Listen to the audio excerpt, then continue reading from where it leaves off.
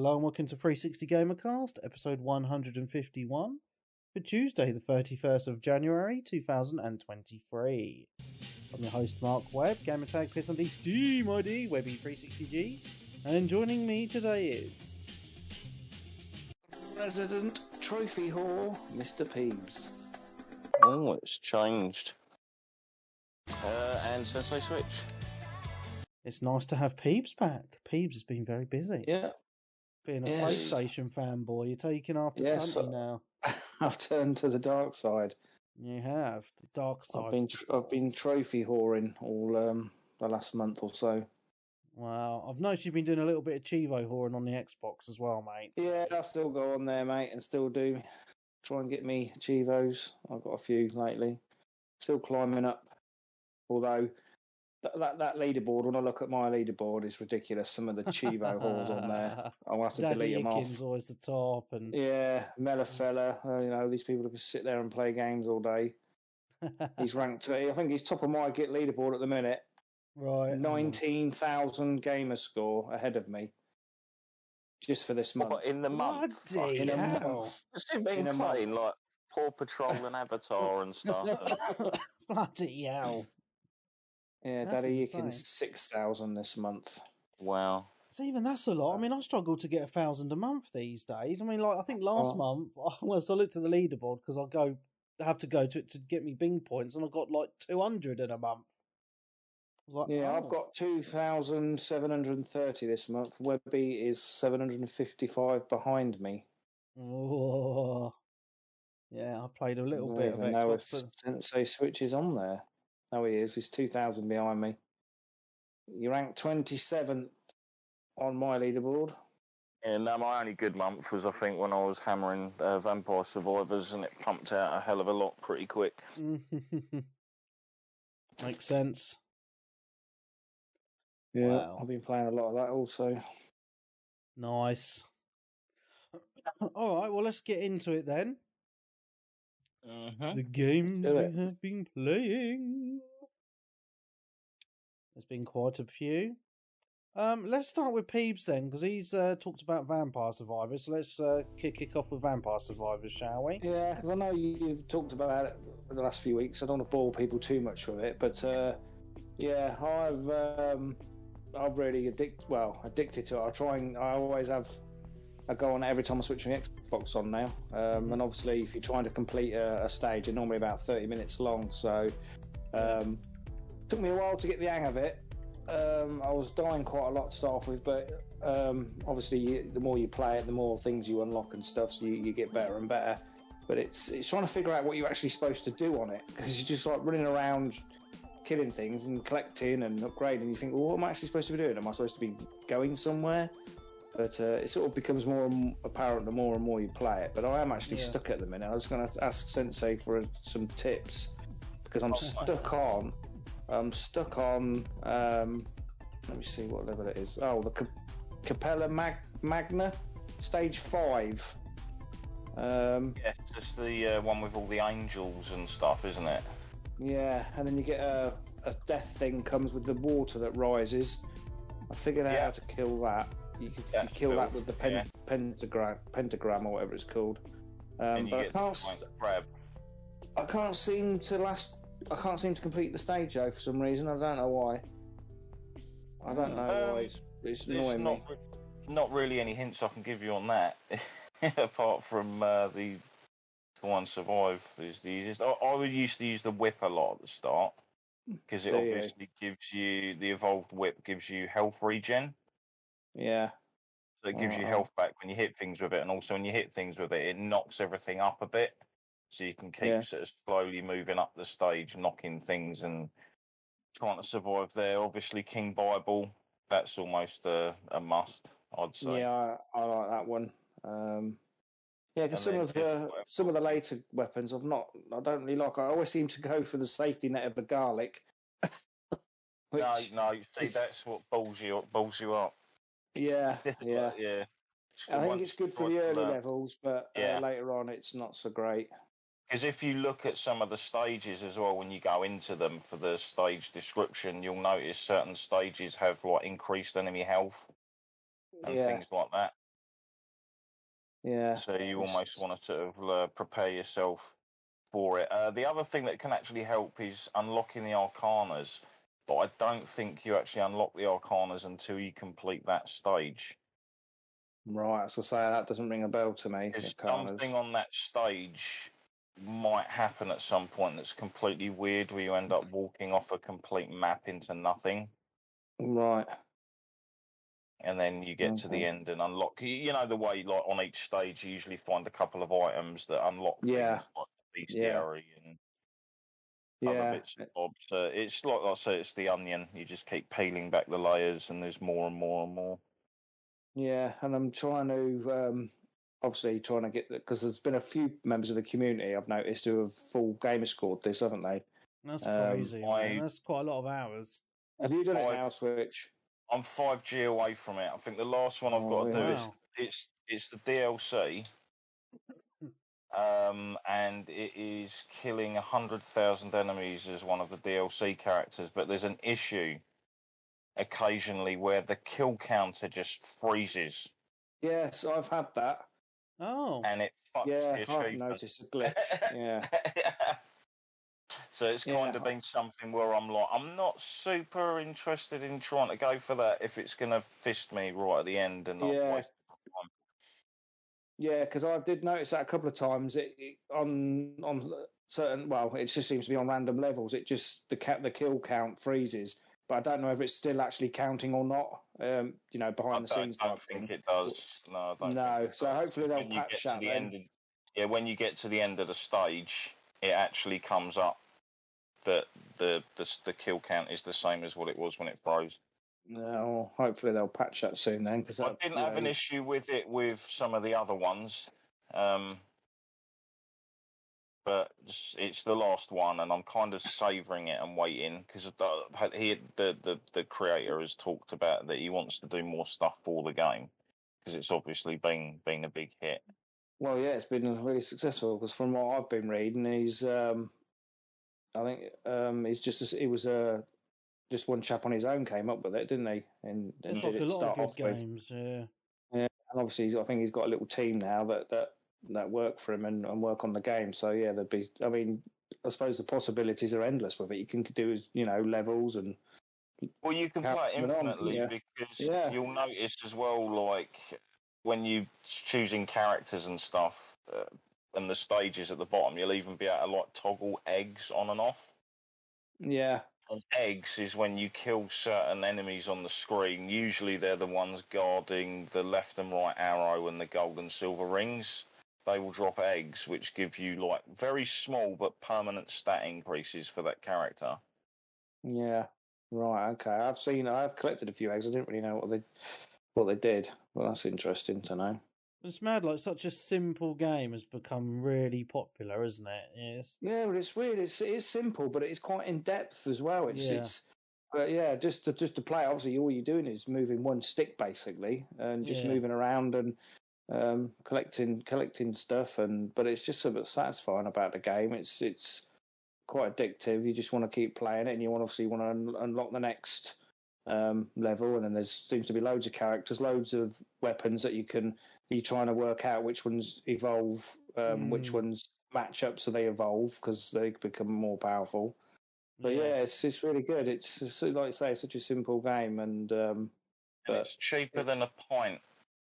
Well, yeah, because I obviously played it on Game Pass, and then the DLC was something like £1.50 or something, and I thought, well, you got for all the work the creators put into it and stuff, and all the hours enjoyment you're getting out of it, £1.50 is nothing, is it? So. I will be tempted to grab it for the PlayStation just to grab a load of trophies from it if it ever. Well, yeah, that's what. Because when is it coming out on the PlayStation at some point? I hope so, but we shall see.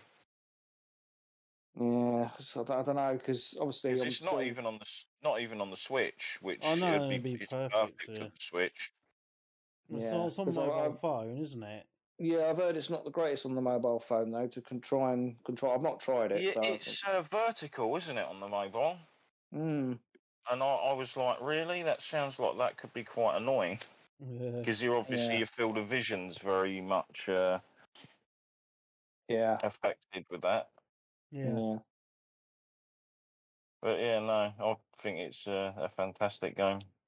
And Yeah, like it's you a great say, game. it's got so many different secrets and other things. Like there's actually a character you can unlock called Toasty. He's How he's a many characters ghost. are there? A 40 odd, I think. Bloody Is it? hell.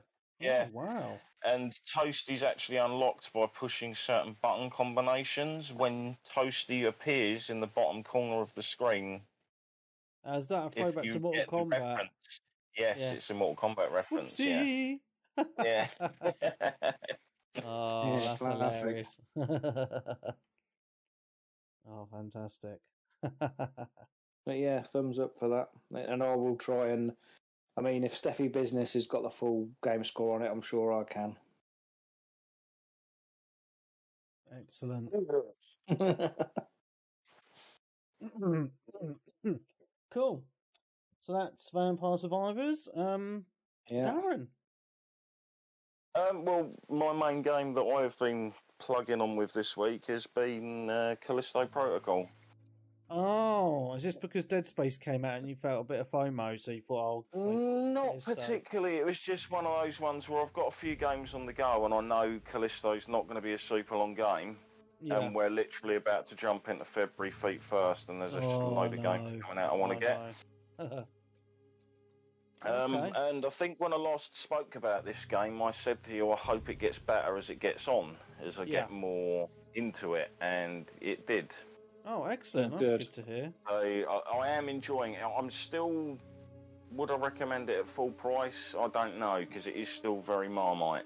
Mm-hmm. And the start of the game is very melee combat based, and that's not the best part of it. Like it picks up when you start picking up different guns and stuff and whatnot. My main bugbear with it early on was until you actually get the suit, which was shown off in all the trailers and everything. Right. You have like 6 inventory slots. Okay, that's not so I was constantly... No, it's hardly fuck all. So, and you will be full all the time. So it's like you pick up a med injector. It's like that's a slot. You've got ammo for your gun. That's a slot. You've got ammo for another gun. That's another one down. You've got like an energy converter, which you can sell for a fair bit of cash. That's another slot. So I just found myself running back and fro from like sections for up to 20 minutes just because I never wanted to leave anything laying around. Yeah. Because I can sell it to make money, and obviously you sell your items at the repair station or whatever it is, the 3D printing station for upgrades for your different guns. Yeah. And your melee baton and your stasis thing, where you can obviously grab enemies, pull them towards you, and throw them into wall spikes, all of that kind of stuff. But the atmosphere is amazing, and the sound's really good as well. Like, if you don't like loud games with, like, the horror stuff, like, they mix a lot of that in with this. Oh, okay.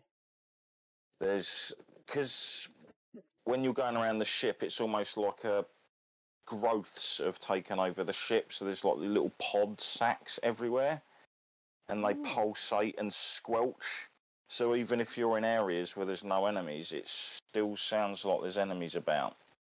Oh, okay. So it's a psychological kind of thing. Is there an enemy? Is there not an enemy? Sort of, yeah, I'd guess. And the part I'm in the game now, if people have played it, I'm hoping I'm just over halfway through or so, I don't know. But it's the second level I've had, or the second chapter, where there's enemies that can't see you.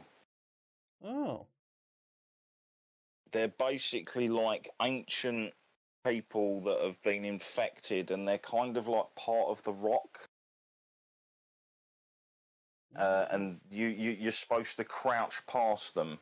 Okay. If you make noise, they will rip themselves free of their restraints and start searching you out. Oh, okay. But they obviously can't see. So there's many times when you'll climb to, say, the top of a ladder, and there's one of them there in front of you, like... Yeah. And you're like, shit. I can't move. I can't do anything. I'll just wait here for a bit and try and get around behind them to do a takedown. But even with the takedowns, if you do them too close to another one that's nearby, they might notice. And when they do notice, they go all feral and ballistic. And also, enemies in the game have a chance to mutate. So while you're fighting them, if tendrils and stuff start coming out of their chests, you've got to kill them really quickly, or they'll mutate into a more powerful version. Oh, bloody hell. But yeah, the lighting in it's fantastic. I think the visuals are really, really well done as well. Like, it has started to really pick up. I can see, I think a lot of the people that were down on the game played the first hour or so and just thought, nah, I'm not into this, and just ditched it. Yeah.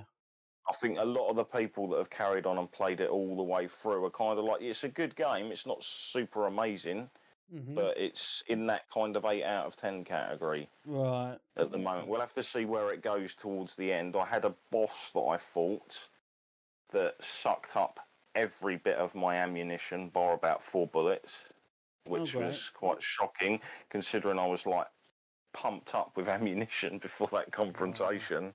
I was like, holy shit. Is it one of them games where you've got to really sort of look after your ammo and sort of conserve it, and not, you just can't run and gun and just waste it, or you've got to try and...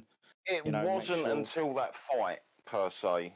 Like, I wasn't doing too badly, because it's similar to Dead Space in the way that you'll kill an enemy and then you stamp on them and then you'll get stuff out of them, which is either credits for, obviously, your upgrades, or it's ammunition for different weapons, or med gel and stuff like that to heal you up. Right, because when this came out, I was hyped for this game and was going to purchase it full price, but then I heard a few people and read a few reviews that the combat was different and it was a bit of a Marmite, so I sort of just held off until I'd heard a bit more, and then with the job situation, I've sort of just held off at the minute, but I will pick it up. Yeah. Like I say, like, if you can get it for, say, 30 or under, I think that's pretty fair. Yeah. Especially if you pick it up physically, because if you don't like it, then you can sell it back and you only lose out on a tenner or whatever, which isn't too bad. But I'm enjoying it, and I'll hopefully get it finished within the next week or so to sort of get ready for other stuff. Only downside I will say is, one of the things, obviously, Dead Space came out again this week, whether any of you are going to talk about it, I don't know. But that has something that Callisto is missing, as far as I'm aware. And it's one of the things I actually quite liked about Dead Space, and that's the different outfits. I don't think Callisto has the different suits and stuff. Right. Which I thought was a pretty cool aspect of the original Dead Space. Yeah. Because they have added, I've noticed, with one of the updates recently to Callisto Protocol, there's a new achievement for completing New Game Plus. But I don't know if there's any new outfits or any unlockables through New Game Plus, bar probably being able to keep your power-ups through onto another playthrough. Okay. Because if I remember, on Dead Space, didn't you, if you went through it on New Game Plus, you unlocked like a really cool armour thing for your character, for Isaac? I have no clue, mate. It's been so long since that game was out. Yeah, I can't remember. And I mean, I love Dead Space. I think that's one of the few games where once I finished the game, I started the New Game Plus pretty much straight away. And I was dead excited for this. The new one, was going to buy it. Well, at first it was digitally, but it's like 70 quid on the Microsoft Store. And then I did find it for about 55 on some of the websites. But then, like I said, because of my job situation, I've just held off. But I'm hoping, like, once it's been out a couple of weeks, you do see it, like that Castillo Protocol. I've seen it started creeping on FaceBay. People have obviously bought it, completed it, and then they're selling it. And I have seen it for 30 quid, 25 quid on FaceBay. So that's good. That's what I'll probably do. And then hopefully, like, in a couple of weeks when I know what's happening with my job, I can then purchase it on FaceBay for sort of half the price, really. Yeah, I think it is the sort of game as well, that to get the best out of it, you've got to play it sort of in a darkened room with headphones on. Oh, I don't know, mate. I remember playing the original game, and I could only play it during the day with my curtains open. I was too scared. I think the only game that's actually done that to me, it actually freaked me out in the daytime, where I've just been like, nope, was Silent Hill on the PlayStation way back in the day. Oh, that game Because it was had just so much atmosphere. It was just freaky and psychological. Because it's not horror or horrendous. Yeah. It's just kind of psychological. Yeah. The one that was creepy for me was, and I think I told this story on the podcast years ago, was Manhunt on the PlayStation? The PlayStation 2. PS2, I believe, wasn't it? Yeah. Yeah, we'd just moved into my old house, and obviously still boxes everywhere, and everyone had gone to bed, and the only thing I'd set up in the back room was the PlayStation, naturally, with the TV. Everyone had gone to bed. It's late at night. All the boxes, everything's still in boxes, and I was playing Manhunt, and it's really creepy. I just find that game so atmospheric. And the one that's made me jump recently was it's a few years old, but what's the game I played on the PlayStation? It's not Little Hope. It's the one with her out of Heroes in it. What was that one called again? Until Dawn. Until Dawn. That's it. Until Dawn. Yeah, that made me jump quite a few times. Oh, it was a good one. That. I played that just before Christmas, and I really enjoyed that game. And that made me jump in a few places. It still holds up well even now, doesn't it? I think. Yeah, it does. It really does. Yeah, I thought it was a great game. I don't know how I missed it the first time around. I didn't know nothing about it. Nubenstein. Yeah. Would you get it for like a tenner or something? It must be right around that realm. No, it's on the PS Plus store, whatever it's called. Game Pass, yeah. PS Plus, whatever. PS Plus Pro, is it? PS Plus Ultimate? Yeah. There also is. It might have been included because I remember when I bought my PS5, whether they're still doing it now. You basically got access to a load of free games. Yes. Yeah. It was like the original Horizon, I think the original God of War, and a few others here and there. Yeah.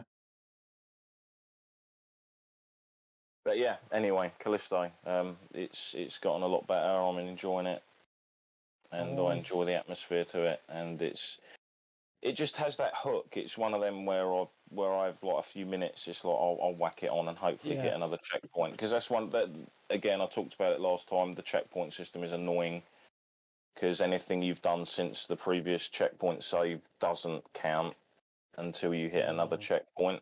Mm-hmm. So it's not particularly great if you've got like a small time constraint, because you don't know when you'll be hitting the next checkpoint. Okay, that's fair enough. You're not interested in it, Webby. You don't sound too enthusiastic about it. The problem is, right, I'm finding at the minute is I'm trying not to sound too fanboyish, but I probably will come across as being fanboyish. Like, there's just so much to play on Game Pass that I've become really picky as to what I spend my money on when I'm buying games now. Yeah. Because, like, I've just got so much that I can just play, which is good, and I'll come on to a few shortly that, if I'm going to buy a game and I'm plonking down 50 quid, like, I need to make sure it's going to be a good game. Yeah. And when the reviews for Callisto come out, I was like, right, no, that's 50 quid saved. So, see, what you miss is Boomerang. I do. I mean, I could resubscribe to it. Really, are they still going? Yeah, but the problem is, again, it's time, isn't it? If you're playing all these Game Pass games, and then you're getting loads of games from a rental service, it's like, well, you're not going to have time to play them, or are you, as well? So surprised again, because I thought the digital age would have killed them off, really. But they're still going. Because I have a look on there from time to time and think, shall I go back to them? Like, no, because my credit card got hacked from them and all that. There was a credit card thing, wasn't there? That's what a lot of people picked. So, the thing is like, but because of Game Pass and there's so much to play, I've become a bit more patient as well. So I'm now quite willing to wait, up to a year now to buy a game when it's like less than half price, which is what I did this week actually, which is what I'll get into one of my games played. Well, especially if it's not got multiplayer, because obviously you don't need to be on.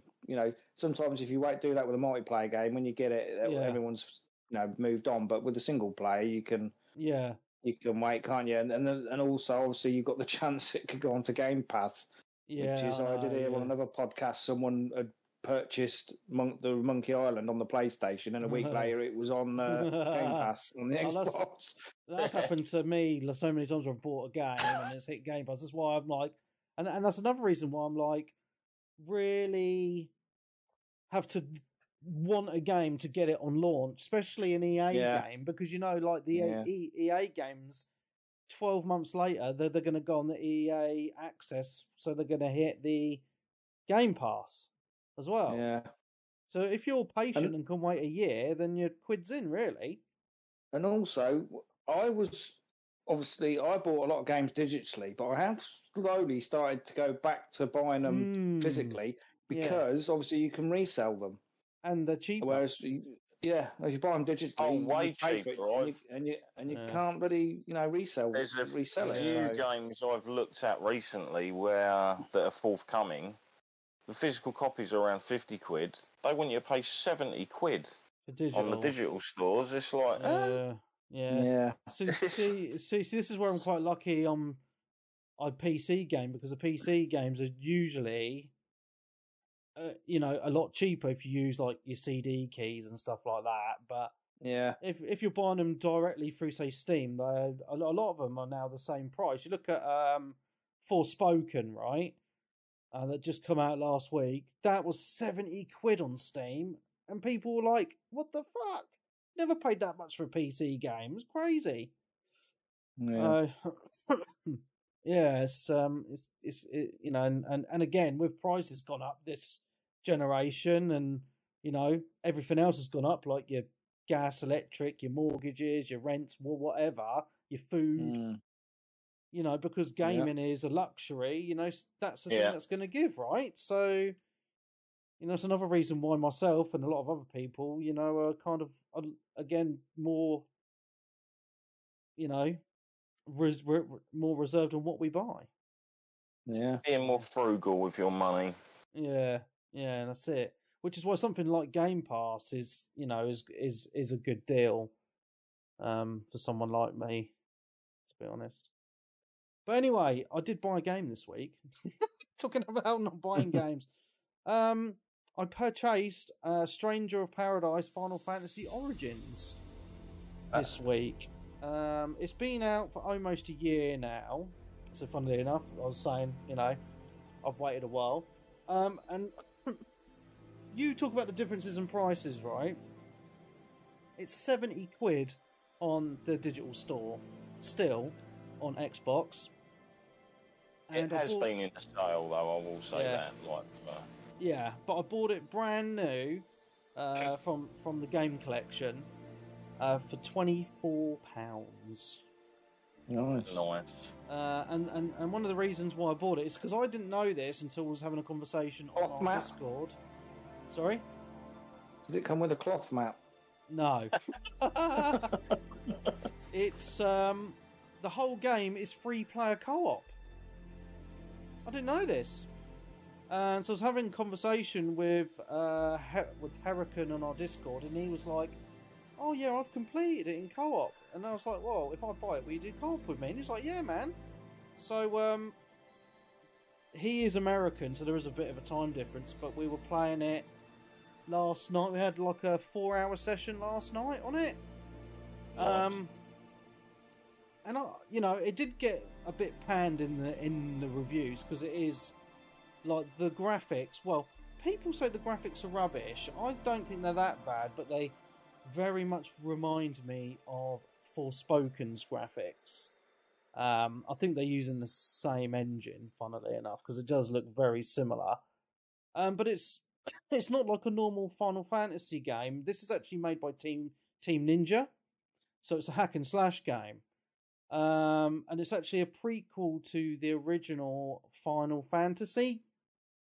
So there's some so if you played the original game, which I know many people haven't, you would recognise quite a lot of the characters. I mean, I recognise some because I played the original again last year, when I did the Pixel remasters.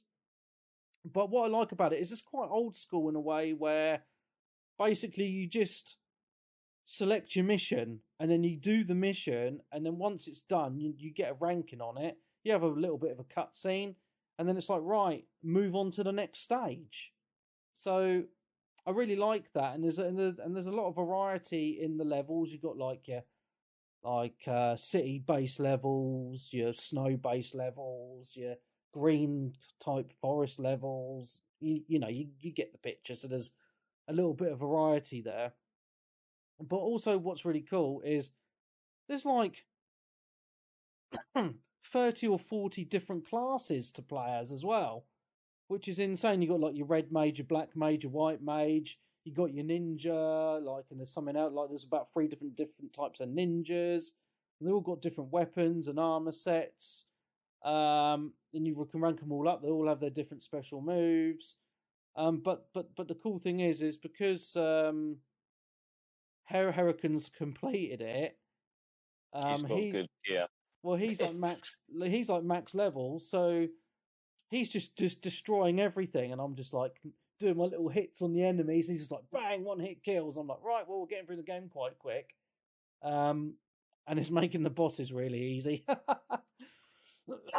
but I'm really liking it because it's that cheesy Final Fantasy style of cutscenes and the characters and stuff. But it doesn't feel like a Final Fantasy, as I say, because it's a Team Ninja hack and slash game, and you know, with all your different variety of weapons, but it has all like the Final Fantasy enemies in it. You know what I mean? So, and the music. So, I mean, it's good for Final Fantasy fans. But I think if you've never played a Final Fantasy, you'd still quite like it just for the hack and slash fun times, really. Yeah, so yeah, we had a really good time on it last night. So next weekend we'll hopefully have another session on it. And one of his mates joined our party chat, and he said that he'll join us on it next week as well. So we'll have a full party, which is really, really cool. This PlayStation, sorry. Xbox. Oh, Xbox. All right, because I thought that American guy. I thought he was more of a PlayStation guy. I think he's got both. Yeah, yeah, I think he's got both. Yeah, but he had some Final Fantasy on the Xbox, so all right. Yeah. So yeah, I was just really pleased because I thought, I'll look online and see how much it is, just to have a peruse. And I was just quite surprised at how cheap it was after I'd looked on the on the digital store. So yeah, man, it's really cool, and you can open up your room and randomers can join you as well, and so we did have a few randomers join us, which was pretty cool. But it's just a fun game, man. It's sometimes those games that don't review massively well, like your kind of 6s and stuff on the reviews, are some of the most fun games you play, because they kind of remind me of like those B-type movie games we used to get on the Xbox 360, you know what I mean? And we even said last night, this reminds us of those co-op Xbox 360 games which we used to have a really good time playing, so... Yeah, like your sort of AA games. Yeah, kind of thing. Not really like a huge exclusive, but something that's pretty... Yeah, so it's just something different, and because you haven't really got to do any thinking, because you're just doing your slashing and using some magic and stuff, and just having a bit of a chat and going through the levels. Yeah, because it's like not really got too much of a story. Because it made me laugh because when I started it, it basically starts, and the main character Jack, he just walks up to the front gates of this city, and he's like holds this black stone in front of him, and he's like, "I'm here to defeat Chaos." I'm Jack. My mission is to kill Chaos. That's all I know. When are we gonna fight Chaos? All I care about is seeing Chaos dead. Looks like Chaos has been waiting for us. Chaos. We're here to kill Chaos. What about Chaos? That Chaos doesn't exist? The Chaos Shrine. Just one. Is it true you made a deal with Chaos? Chaos exists. I knew it. I told you. And where there's a crystal, there's chaos. Come on. Are you Chaos? You told us he made a deal with Chaos. And where did this desperate urge to eradicate Chaos come from? And I'm like, what the hell is going on here? It's literally just started, and I'm like, there's a dude here, and he wants to kill Chaos.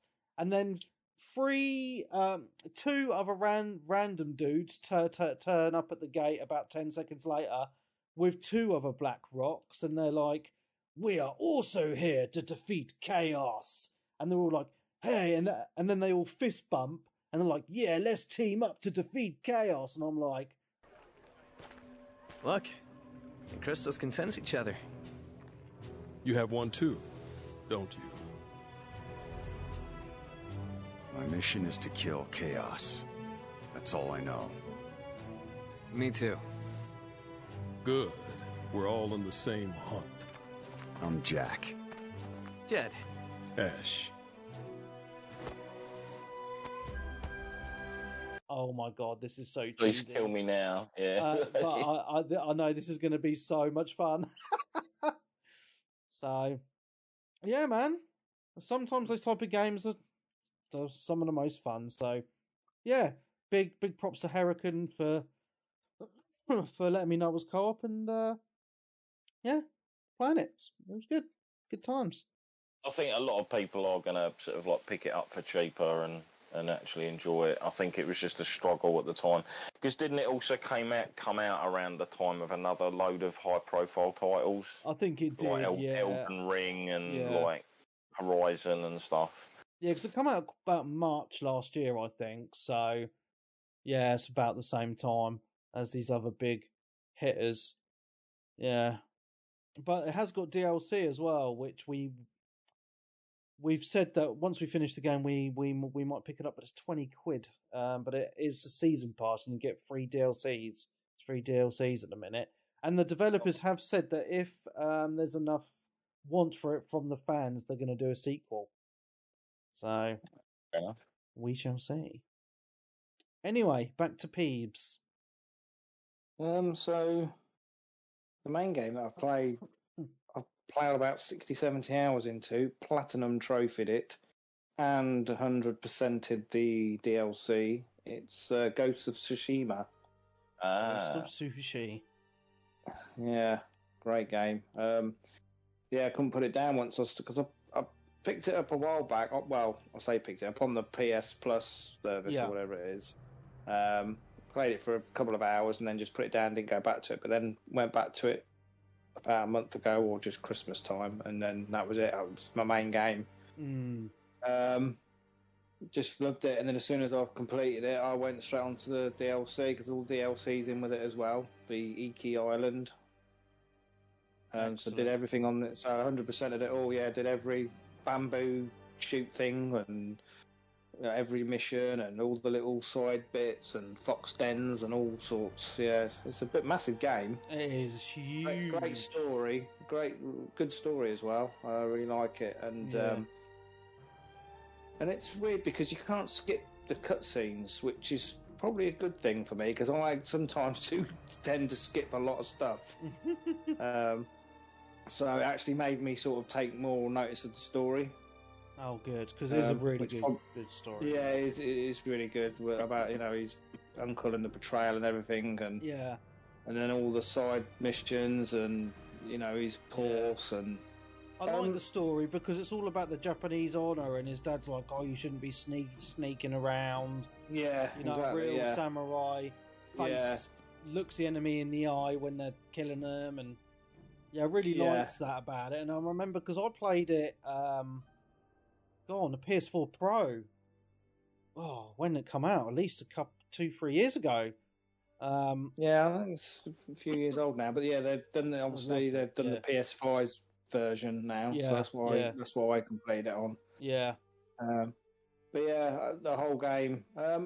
There is some elements of it get a little bit repetitive. I mean, I do like the combat, and the standoffs are really well done. And then when you upgrade your suit, you can if you time it right, you can kill about 5 of them at the same. They come charging at you, and you use your samurai sword, and that's really good. But sometimes you just like focusing on something. Right, I've mapped. I've put my cursor on a place in the map because I want to go and find. I want to go to that area, and you start riding now on your horse, and it'll be a standoff, and you think, oh, I just want to get to the point on the map.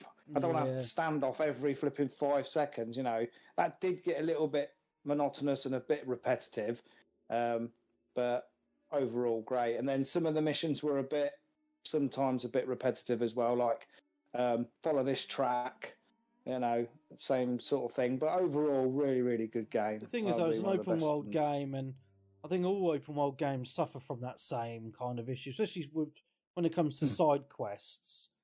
Yeah. They're all a little bit similar. But I remember coming away from playing it on the PS4 and thinking, this is probably the best PlayStation exclusive game I have played. It's certainly up there with like the likes of God of War and things like that. It's definitely up there. It's definitely one of the, if you've got a PlayStation, I imagine a lot of the fanboys will have already played it. But if you've got a PlayStation and not played it, then definitely recommend it. 100%. Yeah. Yeah, it's really good. And even the Legends mode, which I don't really... It's a multiplayer, isn't it? Yeah, it's like a multiplayer thing, but it's really well done and it's quite in depth, and you can unlock shitloads of swords and outfits. I'm surprised switching all over this because there's hundreds of outfits and weapons and... don't be telling him he'll be addicted to it. By cosmetics and masks and hats. And I did post up my like Lord of the Planet of the Apes type samurai stuff I had. I put it in the Discord because I was really chuffed with it. But yeah, it was like an ape mask, and you can get like an ape samurai hat thing. Yeah, but there's shitloads, and it's all to do. Obviously, the more you play it, the more rank up and unlock challenges. Yeah. And there's still loads of people playing it. I never I did a couple of, because it's good as well because it's actually got story missions in it. So it's like cool. Co-op story missions. There's about 8 story missions. They're only quite short, but they're worth doing. And you can do that with just one other person. But then there's like horde mode as well, where you do waves, which is 4-player. So and it's quite in depth, and there's shitloads on there. Really, really good. So there's a lot to that game. I wonder if they'll do a second. I'll be good if they did.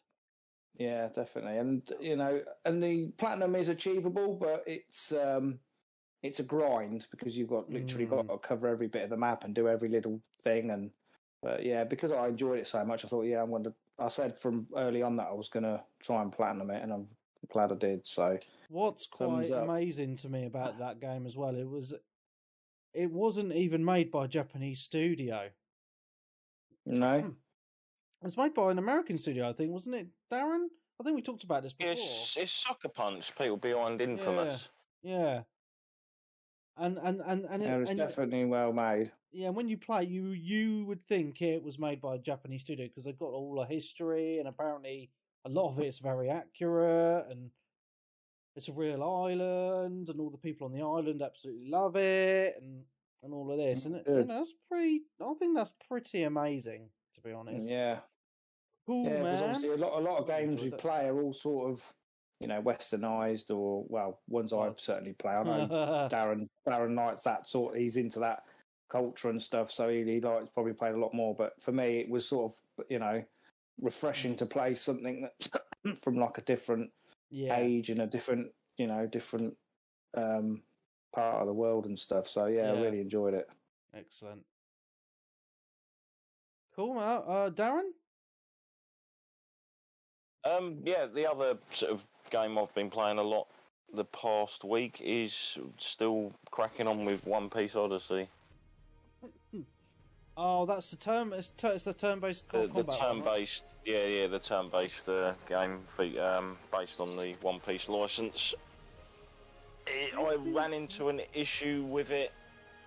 I think it was like a week, Thursday, I think it was, where the game crashed on me. An hour after my last save, and I kind of haven't gone back to it since. Because there's a lot of like dungeon grinding because it's turn-based. You can speed it up, but it just feels weird having sped up turn-based. Yeah. because everyone talks really fast and everyone's moving and whatnot. But I'd done a lot of grinding and characters had gone up levels and all that kind of stuff. And then when I saw how far back I was just like, oh, you're fucking right back to the start of this dungeon. I'm like, oh. Are these guys? Really? Are these games quite popular in the West? Because I know it's a popular anime, but I'm just wondering like how popular you actually think it is in the West, because I don't know anyone apart from you who's really into that sort of stuff. You know. It depends. It's one of those games. It's obviously got a bit of a cult following, but I mean, I watched One Piece, so I haven't watched it. I don't watch it every week or anything. I've sort of like watched about sort of 400 episodes or so. Fucking hell. So it's well over 1,000 episodes now. By the way. Oh my goodness, that's crazy.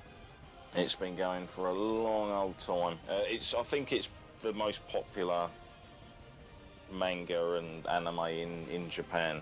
Wow. I think a lot of it is to do with the very weird and quirky designs that the characters have. It's not your typical anime with the characters. Like, you'll look at the characters from the game and think, yeah, they look pretty normal and regular, but then you'll see some of the people they come up against. They're just absolute monstrosities and weirdos and stuff. Well, it's obviously going to sell well in Japan then, isn't it? If it's that popular. But like I said before, this is really well made with like loads of care. It's got all the voice actors. I will say, word of warning, there's no English dub version of this as far as I'm aware. Okay. It's all in Japanese with subtitles. I know that is a deal breaker for some people. Fine for me, but I know a lot of people that don't touch them if they haven't got the option there. Okay. It's still a great game. There's a lot to it, and it does go on a bit. I've been in like Alabasta now for what feels like forever, and I'm still kind of getting through that section. And this is just one of the spin-off extra story parts of the game map before you go back to the main island where the actual main story's going on. Oh, wow.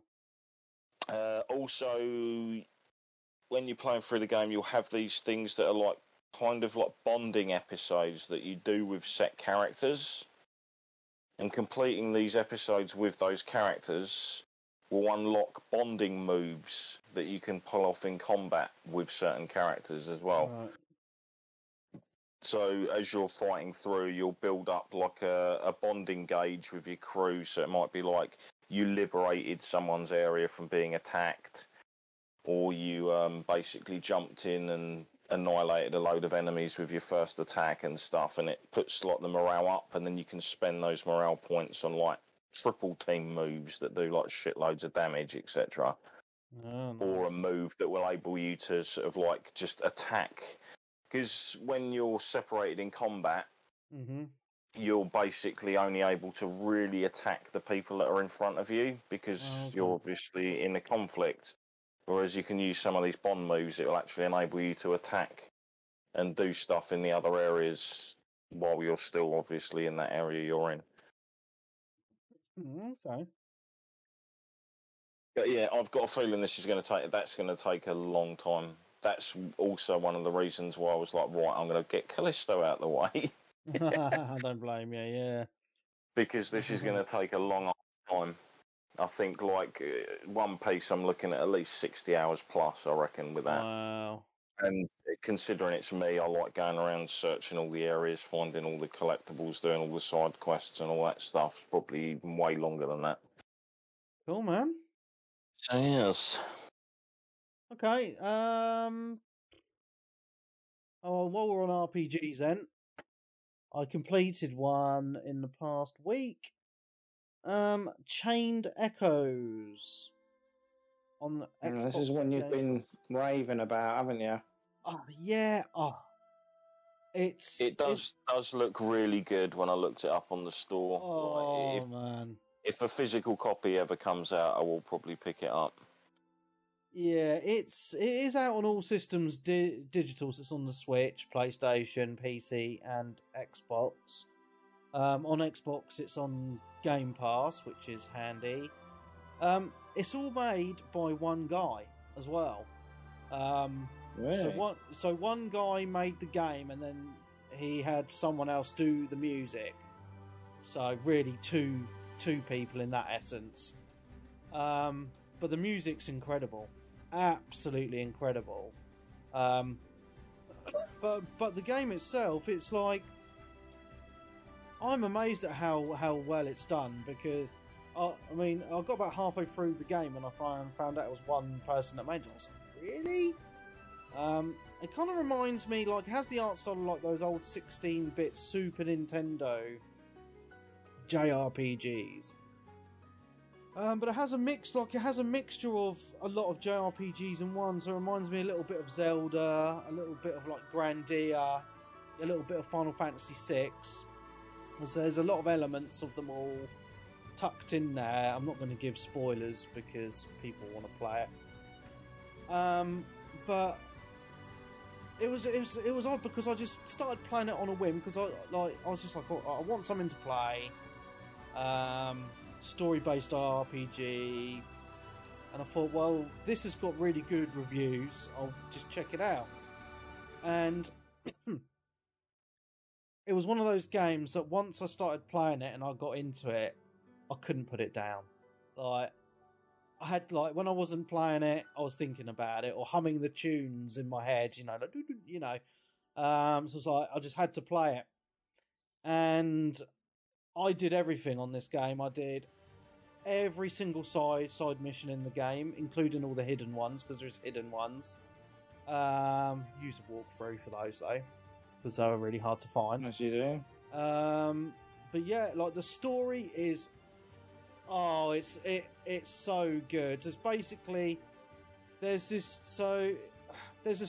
ultimate crystal thing, and basically whoever controls the crystal controls all these, can control the world because it's so powerful. So at the beginning of the game, you're playing as this character, and you destroy the crystal, but then it kills like 20,000 people.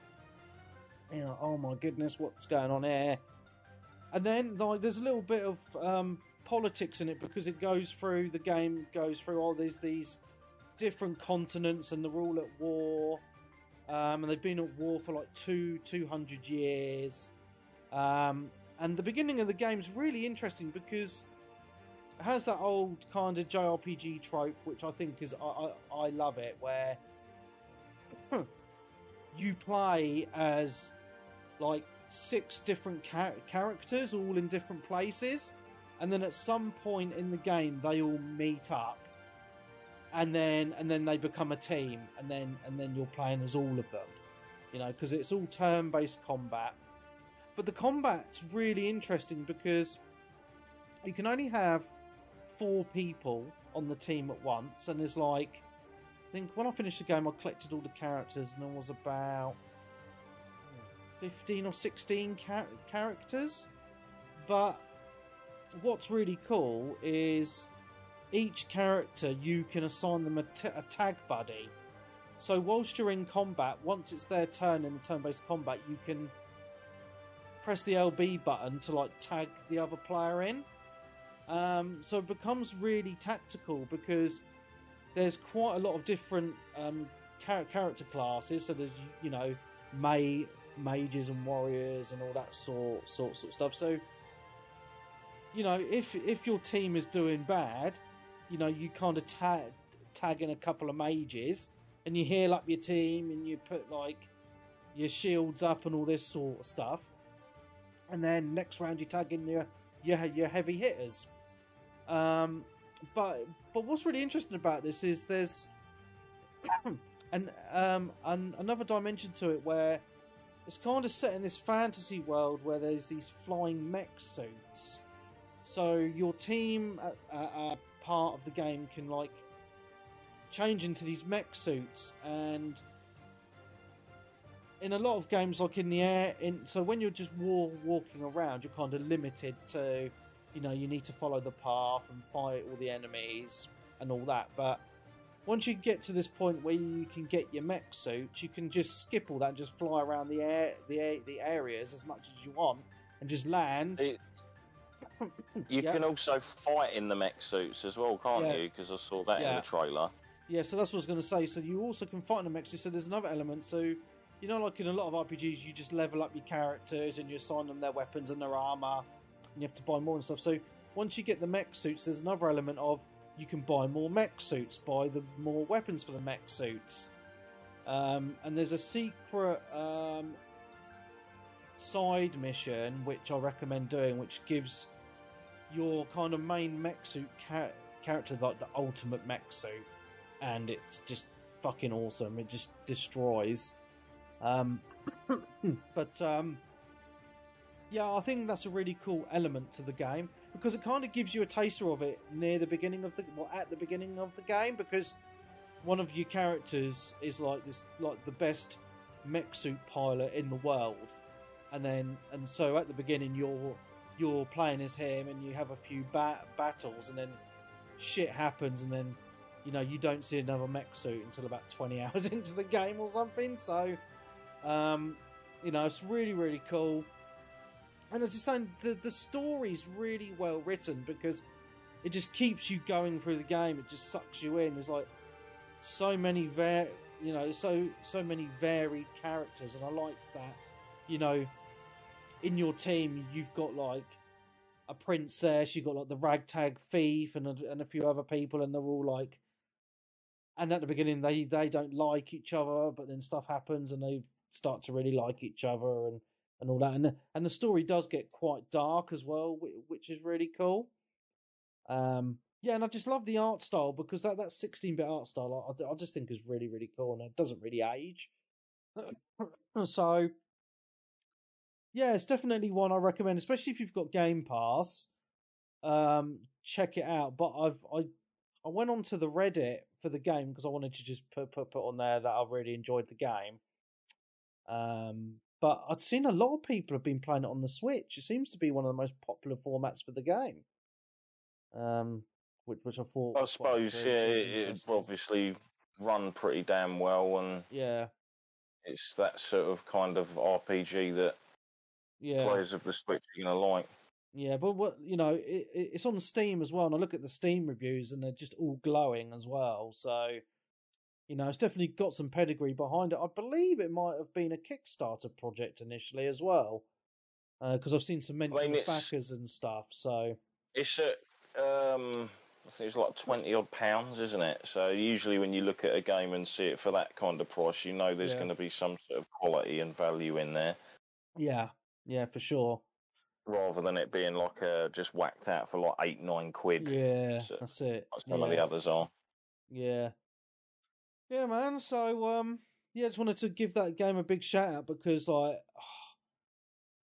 just like when I was watching the end credits and the music was going on, and the story takes a lot of twists which you don't expect, which I really like. So I just was sitting through the end credits, and it has like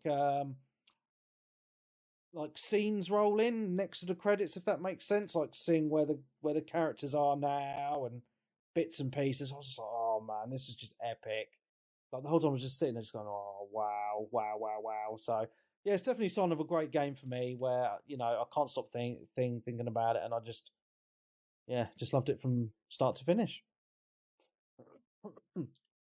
So there's that. Chained Echoes. Check it out.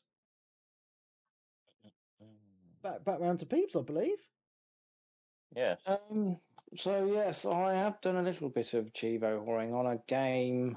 I'm not sure you will have heard of. It is called Adam's Venture Origins. I've seen you playing this and been thinking, what the fuck is he playing?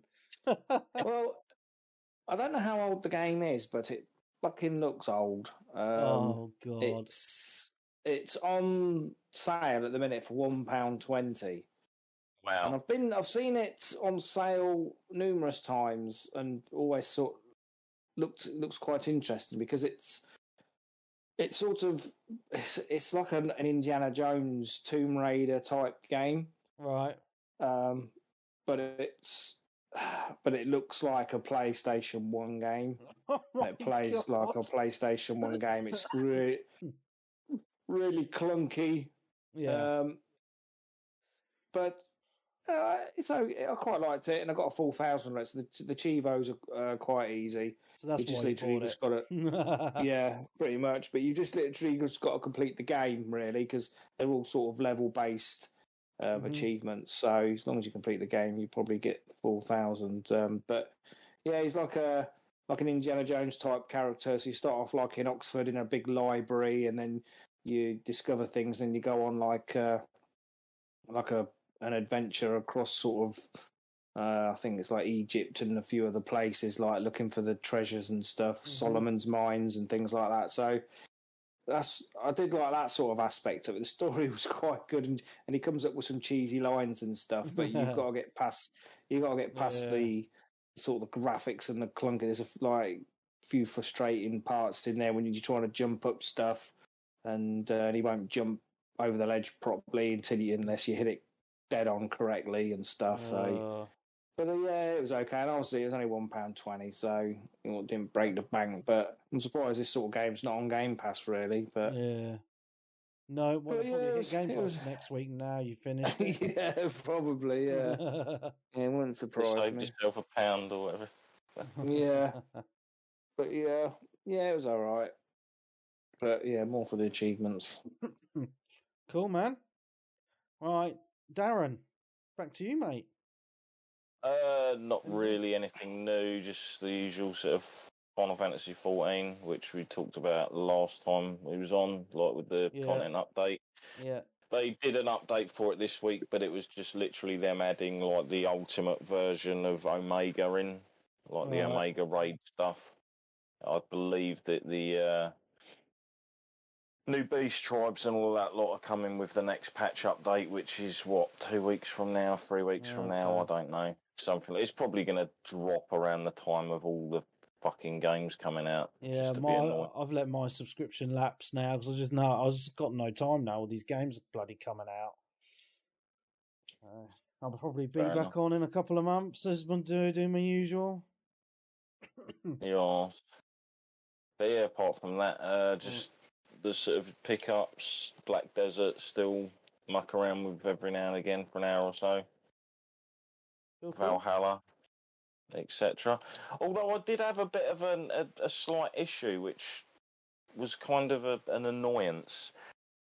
I installed Assassin's Creed Odyssey to my Series X because obviously they did the updates to enable it to run at 60 FPS and all that jazz, which it didn't on my One X. It was just like the 4K HDR, etc.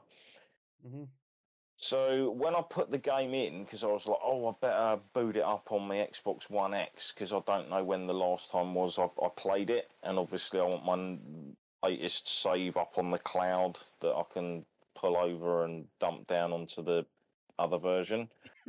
Yeah.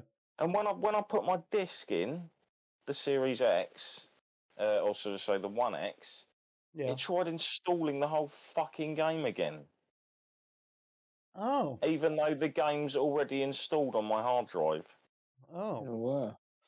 And then when I double clicked it, it said something about your Game Pass membership has expired. Please do something with. And I was just like, what are you on about? Oh. And literally went on my hard drive, double checked to see if the game was all in. Yeah, the game and all the things were all installed completely. But for some reason, whenever I put the disc in, it just tried to install the whole fucking game again. Oh my god, bizarre. So I was just like, oh, yeah. So I was like, oh, for fuck's sake. So I just booted up the Series X and was like, right, let's see where it is. And thankfully, yeah, it just like literally said syncing saves and pulled everything down from a few months back. So that's pretty good when it comes to obviously a system that enables you to have progression carry across multiple. So I just thought it was bizarre that like White was asking me to install the whole bloody game again when it's already sat. Yeah. And then when I try loading my the actual game, it's like, please input the game disc, and it's like, well, I did that, and when I did, but hey ho. Okay. Fun and games. Yeah. Oh, and there's one other because obviously we've probably come into the wind down thing. I had about an hour spare one day, so I thought, oh, I'll stick Zombie Army 4 on. Oh, bloody hell, old school. Oh, yeah. Yeah, because they gave away a load of the DLC stuff for free at one point, didn't they? Like a load of the levels. Oh, did they now? Yeah. I must have missed that then, because that was a Game of the Year a couple of years ago, wasn't it? Yeah. So yeah, it was like the first 5 episodes of like the first DLC they gave away. They've all got their own achievements and stuff tied in.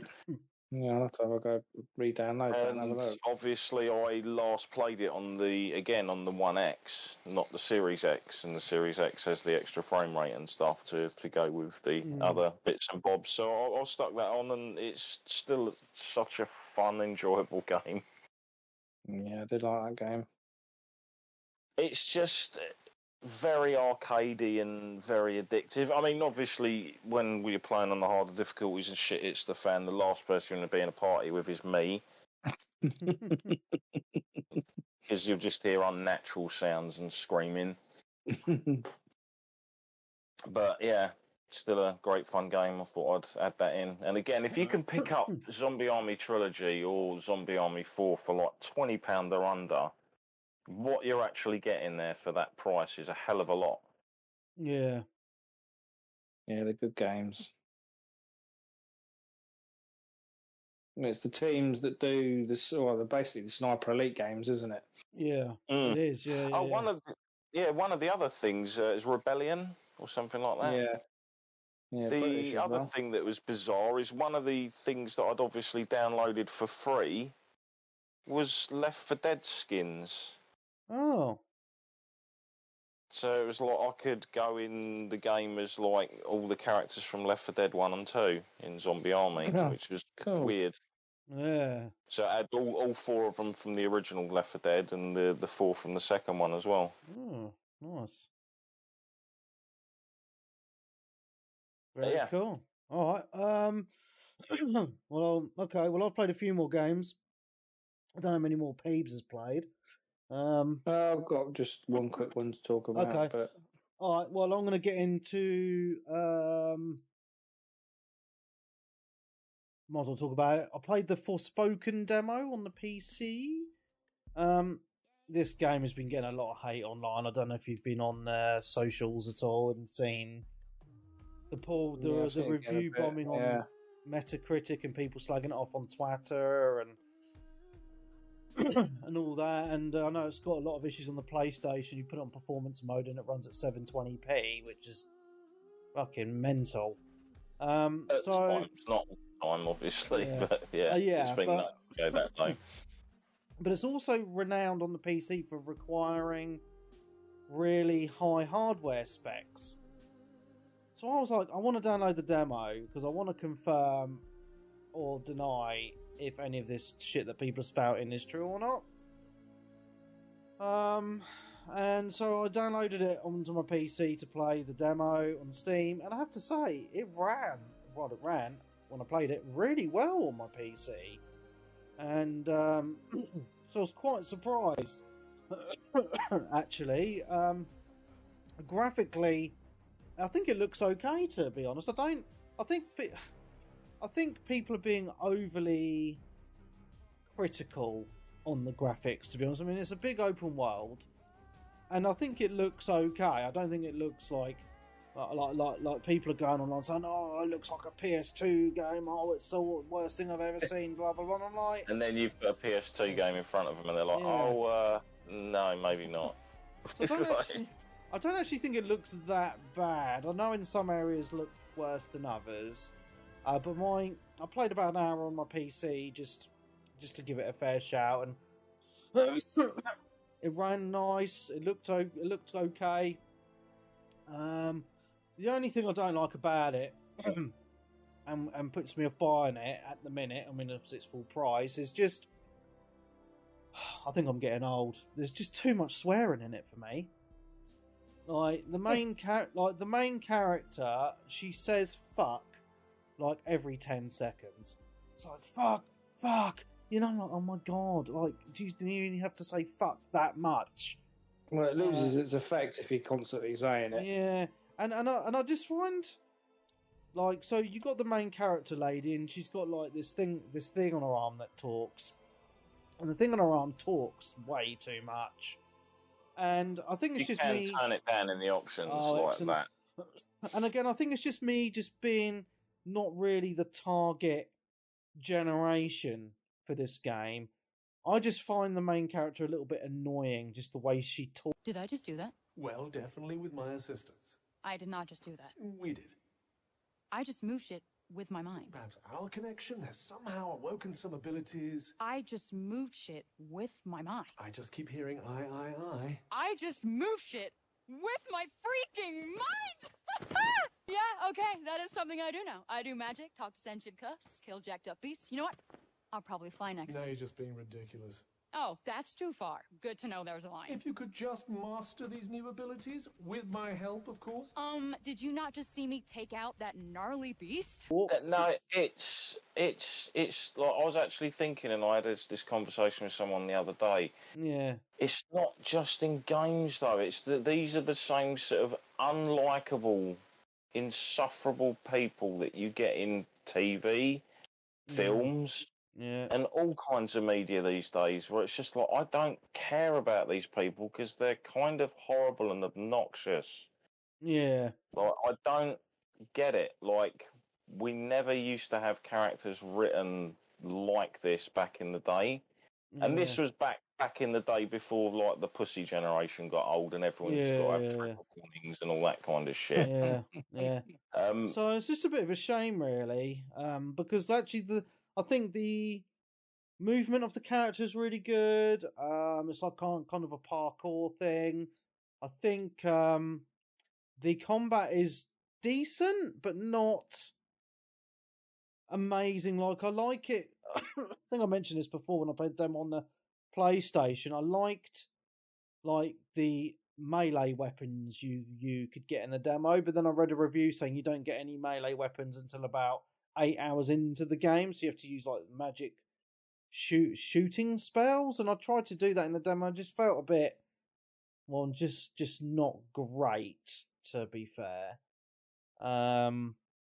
But again, because it's a demo, like, it's really hard to judge, because like I watched a video like the first the first 20 minutes. It starts off where the main character's in New York and it's how she's transported to this magical world. And the whole premise, to me, sounds awesome, because I love that sort of stuff, like the Lion, Witch and Wardrobe and all that sort of stuff. You know, they're going into this magical world and meet this colourful cast of characters, and I'm like, oh man, that sounds right up my street. But I just think, I don't know, from what I've seen and played, like, the execution is just not quite there. But I don't. But again, it's just really hard to judge just by watching some videos and playing the demo, because the demo gives you a big chunk of area to play, so you get a feel for it. But because it's quite late in the game, the demo, so you've got quite a lot of powers and stuff, and all the good moves and that, it's just hard to judge what those first 5 or 6 hours are going to be like, But I think it's okay, and I don't think it really deserves as much hate as what it's been given. Because again, do you think this will fall into the same sort of thing like Callisto, where it'll be one of those games that people will pick up when it's cheaper further down the line and actually quite enjoy it? I think so, because it's like what I was talking about with Final Fantasy earlier on. I think it's kind of one of those AA type games. I think because I've seen people on some of the Facebook groups I'm in and on Reddit saying that they're really enjoying it. So it's definitely got an audience.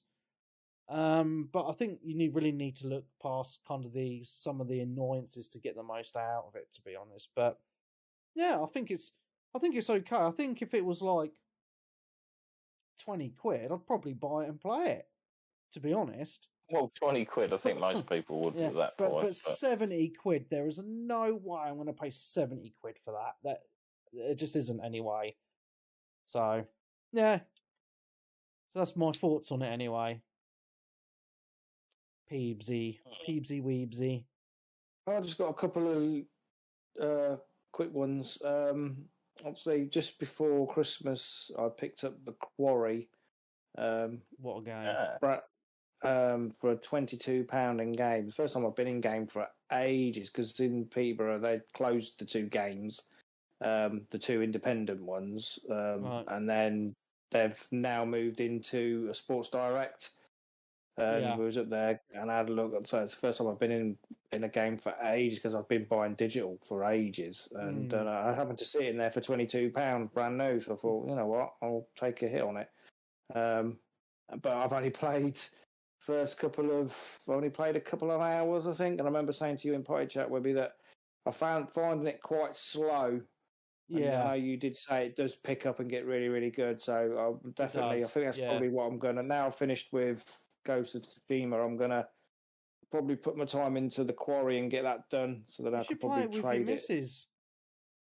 She won't be interested. I've never done any of them, because I know you can do the sort of co-op on a few of them type games, like the Man of Medan and Little Hope and stuff. I've never done that, so I've always done them on my own. But yeah, they're really fun to play, like, especially couch co-op, man. Even non-gamers can play it if they can kind of understand a controller. Yeah, doubt it. But, You're not sounding convinced. No, that's fair, mate. I mean, do you remember the what was that? It was a film on Netflix. It was like an interactive one. Came out a couple of years ago. I never watched it. No, because I didn't watch it. And you could. It was like a film. I think it was a British film, and you could make decisions. It was like an interactive movie, but it was on Netflix. I know Sony did stuff like that, didn't they? At one point, Sony brought some games out that you could use your mobile phones to interact with and things. Yeah, you obviously just use your normal TV remote on this on the Netflix. I can't remember what it's bloody called now. It's funny actually, because it's him out of Little Hope, one of the main actors in Little Hope. You know they use sort of main actors, don't they? Yeah. It's him who's in it. He's in. He's a British guy, but he's in. He's in quite a few films now, but I can't remember his bloody name now. But yeah, the Quarry.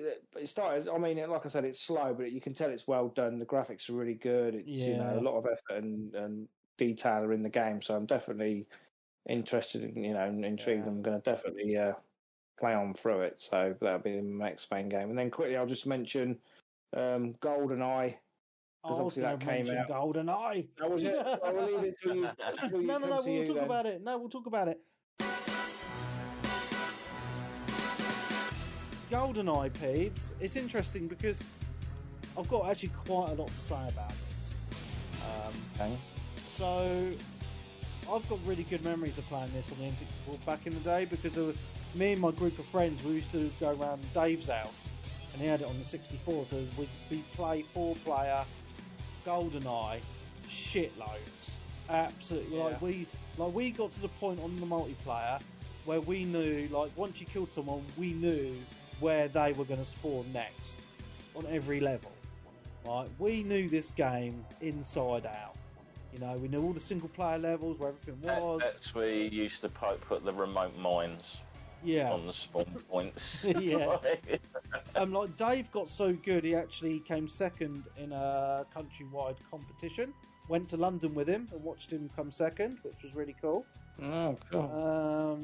So I've got a lot of fond memories of GoldenEye, and I don't know if any of you remember, in 2007 a big story came out that Rare had actually finished a remake of GoldenEye for Xbox Live Arcade, but on the Xbox 360. I do remember this. But it never released due to licensing. And then about a year or two ago, that full game, because they finished it, the full game actually leaked online. And so you could actually download it. You can still download that now, that full remake, and you can play it on either your PC with an emulator or on a chipped Xbox 360. So there's actually someone's put a full gameplay video on YouTube, and I've put a link to that on our Discord, and it looks really, really good. But anyway, so this has finally come out on Xbox Game Pass, and it's also available to those people that have Rare Replay, but only digital. So if you've got a physical copy of Rare Replay, you don't get GoldenEye. which is fucking mental. I just think that's bizarre. They said on Twitter, Xbox, that it's due to some issues that they had with it. I don't know the details, but I thought that was quite interesting. But also, because of the licensing, the game is part owned by Nintendo, part owned by Rare. Some of the licenses are owned by MGM, who made the movie. So, to get the deal done, which is really annoying, the only way you can play the multiplayer online is on the Switch. And the only way to get that, because I've tried to play the multiplayer and all it's doing is couch co-op. Yeah, so on the Xbox you only get couch co-op. And on the Switch, but the only way to get the game on the Switch is to have Nintendo Online with the expansion pack. That's the only way to play GoldenEye on the Switch. And then the only way to play GoldenEye on the Xbox is to have Game Pass or the digital edition of Rare Replay. So they made it a bit far-arsey to actually just play it, to be honest. Yeah. And so a lot of Xbox gamers are upset that they can't play it online. But apparently the Switch version is fucking awful. Apparently the controls are all messed up and the online just isn't working properly, which I'm not surprised at, being Nintendo. But I'm really enjoying playing the campaign on the Xbox. It brings back all those all that nostalgia for me. However, it is a little like, so one positive is they made it widescreen and they've up-resed it, which is cool, but it's really weird because it's that old Nintendo 64 where everything just looks like a flat bit of cardboard. And on some of the levels I've noticed, like, it gets a bit glitchy, like these black lines appear on the floor where it looks like the bits of cardboard are stitched together and there's a little bit of a black gap there, which is quite funny.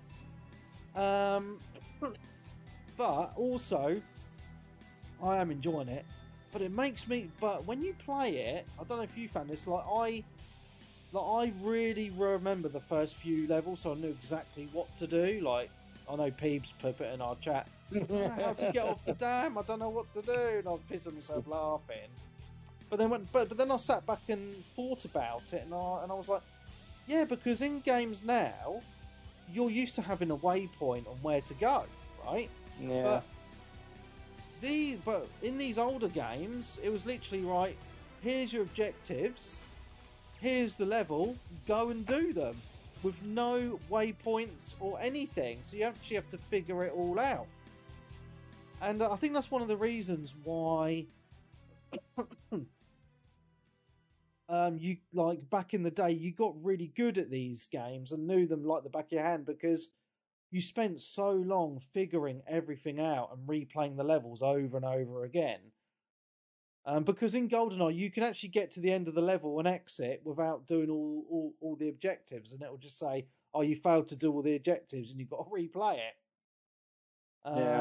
Yeah, so I like that because the levels, like, aren't really that long, to be honest. But you just need to explore and figure everything out. And sometimes that can be quite hard to do. But, like, the thing that hits me with it, I don't know about you, like, for the nostalgia, is the music.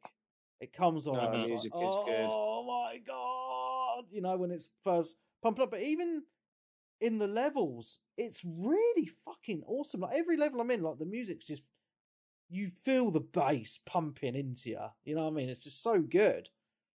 Yeah, I'm really enjoying it. I don't know, like, are you enjoying it, Peebs? Are you struggling with the retro or the graphics or anything like that? Yeah, I know. So I missed this the first time around because I'm obviously a little bit older, and I think, what year did it come out? 97. 97. See, this is the sort of era where I stopped playing video games for a while because obviously I've met He was hitting the clubs. Yeah, and having kids and stuff. So I missed it. And but obviously I'll remember people going on about it, and obviously it's a lot of nostalgia, a lot of for a lot of people. But so I was intrigued to let's have a look at it. And then, like Collie said in our chat, it says, don't, it's not going to look good. Don't go back. But because I never played it originally, I wanted to just have a sort of see what all the hype was about. But yeah, I mean, it has dated. Obviously, it probably did look really good back in the day, but obviously it's still a 30-year-old game or 25-year-old game now, so it's not going to look great. But yeah, I put it on and was playing it, and I was walking around that damn bit, and I was walking through all the things, and I was walking backwards, and I was like, what am I supposed to do? It really supposed to jump off the dam, but it actually does tell you, doesn't it? In the beginning, it's like bungee jump off, but because I just sort of skipped, I didn't realise. But yeah, you sort of got all your objectives. I mean, it tells you at the beginning of your mission what your objectives are. You can look at them on your watch as well. You press start, and they're on your watch. But like you say, they are quite short missions. If you're going from like A to B, but then obviously you've got to do the sort of the missions within the mission. So before you can progress, so that obviously takes a little bit of time. But and once you know the missions as well, there's also, if you do them within a certain time, you unlock cheats as well in the game. Right, I think I did see a cheat come up because I did one of them really quick. But yeah, I found it a little bit glitchy. There's I think it's the second one when you have to pick up key cards and he wouldn't pick, and all you do is walk over them and it picks it up automatically, but it wouldn't fucking pick it up. Just kept walking over and over, and I had to walk over it about 10 times before it picked it up. How annoying. So, but yeah, I mean, I've done the first 5. I think there's 20 missions or something, and I've done 5, and the achievements are popping. So I think I'll carry on. I'll try and complete it as long as it don't get too annoying. Yeah. No, I mean it's good because it's one of those games that people have been clamoring for ages, or just to come out again. And I'm just really happy that we've got it, but I'm just a little bit disappointed that they didn't give us that remake. But I remember back in the day, it must have been about 10 years ago, there was a mod, it's still out actually, a GoldenEye mod for Half-Life on the PC. And that looks fucking amazing. And that's all online multiplayer up to like 32 players or something on the levels. And it's absolute chaos because I downloaded it and played it for a while and really enjoyed it. And it's just, it's just one of those games that, because like for someone like my age, I was like 14 when it came out. So I was like at that prime age where, I was going around my mates' houses all the time and, was just gaming and, because there was a little group of us and we just played it all the time. Like that's kind of like, that's why it brings back the nostalgia for me, just, to a really happy time where there was no worries and you just gaming and eating pizzas. You know what I mean? So staying up all night till 5 a.m. playing GoldenEye and Mario Kart and stuff. Yeah. So yeah, it's a great game. Absolutely great. Yeah, it just seems weird why they would make it so weird for like people to get hold of it.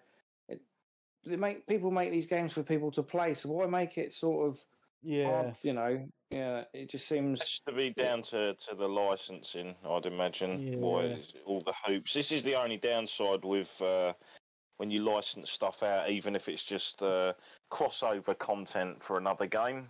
Yeah. It has an expiration date. Yeah. Like it's only licensed for a certain amount of time. Yeah. It's a bit of a pain. I think I've got a feeling that's why we saw Forza being delisted. Yes. It had to be an issue with a car licensing. Yeah. Or even some music. You never know. Maybe. Yeah. Okay. Hang on a sec. Have a sip of water. Wet the whistle. Right, I've got 3 more games I'm going to quickly talk about. So, I think Game Pass has been fucking awesome recently, and I've been playing a few games on there. So we finally got Monster Hunter Rise on Game Pass. It also came out on some other systems as well because it was a Switch exclusive, and it was on Steam as well for a little while after Nintendo. I've come on the Switch, but it wasn't out on anything else. So I've been playing some Monster Hunter Rise. I had originally played it on the Switch, but it's just nice to be able to play it with good graphics. and a better frame rate, because it is a bit of a chugger on the Switch, to be honest. And wouldn't it? yeah, so I'm enjoying it. It's good, but the only problem is I find with Monster Hunter is I think they're quite niche games, because like I was having some conversations in the Discord and other people are downloading it and they're just like, oh, because it takes so long to fight a monster when you're going about half an hour or so in some cases. Like, some people don't have the time. Some people have said to me that they just think the combat's just too slow and clunky, which I can kind of agree with. If you've got Are these the same people who play Dark Souls? Because, come on, like, you can't complain about clunky combat and still like Dark Souls. But I quite like it to do, because I normally just jump in on the co-op with randoms and fight the monsters that way. It just makes it a little bit easier. But yeah, I mean, it's so much better than the Switch version. I mean, I'm playing it on Game Pass PC, and it runs solid. It's 165 FPS, and it's great. I did download I think I think it does support up to 120 on the both Xbox, the current Xbox and PlayStation 5. But the problem I've had with the Series X, I downloaded it on the Series X, and I'm not the only one who's had this issue. Horrific screen tearing on the console. So I've tried it on performance mode and graphical mode on the Xbox, and it's just the worst screen tearing I've ever seen in my life. As soon as you move the right thumbstick up, in any direction, it's just like massive tears in the middle of the screen. And I'm like, oh my god, what's going on here? And it's not like I've got a really shit TV or anything, so I don't really understand why it's doing that. So that's just a bit of a bummer, really, to be honest. But it might be a game issue that will get patched out with one of the many updates coming out for it. But I think I'm going to it's one of those games that I don't think I'm going to put loads of time into it, but I think it's going to be one of those games I'm just going to pop on every now and again, just to do a hunt. But I just think, because there's so many games out at the minute, I think it's just one of those kind of, when I really feel like playing it, I'm going to pop it on and maybe do a hunt or whatever. But it does look good, and it runs well on the PC anyway. And other people who've played on the Xbox have said that they've got no issues. So it could just be an issue with some Samsung TVs. I don't know, but yeah. So there's that. So Game Pass as well. Persona 3 and 4 came out, and I am a massive fan of the Persona games. Never finished Persona 4 Golden, but finished Persona 5. Absolutely love that. Persona 5 is also on Game Pass. So I did get quite far on Persona 4 Golden on the Vita, but never finished it. So I've started Persona 4 Golden on Game Pass. And what's really cool about this is it's because it's quite an old game, but they have up-resed it quite nice. And the way that the Xbox kind of ecosystem works, I've been playing it on my Xbox, my PC, and my laptop, and the saves they're just automatically there, which is absolutely fantastic. So I've managed to get quite a lot of hours into this, because what I've been doing is I'll play it on my PC upstairs, but if I've got to be kind of sitting in the front room and I've got to be kind of keeping an eye on the kids and they're watching their shit fucking kids shows, I'll just boot up Persona 4 Golden on the laptop and I'll just play it on there. And it's kind of one of those easy games to play, because you don't really, because it's very much story based, and a lot of the game is just exploring and talking to the other school kids and making those connections for your personas. It's quite good to play like that, to be honest. And then the dungeons, can take a while, but I can just pause it or whatever. But I remember on the Vita, I just got a bit frustrated with it, because I got to a certain point and the dungeons were just too hard. But on this one, it's got nub mode, so I put it onto that, and it's a lot more enjoyable experience. So I put about 7 or 8 hours into it now, and because it's been a long time since I played it, I forgot a lot of the story, and it's just kind of like sometimes on Unplanet it does feel like just an interactive story, which is quite nice just to kick back really. So yeah, I'm really enjoying it. To be fair, I think they ported it over really well, because it was originally a PS2 game, and then it went to Vita, and now it's on everything. So yeah, and it's regardless DC of whether had it as well, didn't they? A while back. Yeah, last year I actually bought it on PC last year, and then didn't really get round to it, so that was a waste of 20 quid. But there we go. I think it would be ideal on the on a handheld, so like the Steam Deck. I know it's on the Switch as well now, so that's a really good way. I think that would be a good way to play it as well. But yeah, I'm determined to finish it this time, so watch this space. Yeah.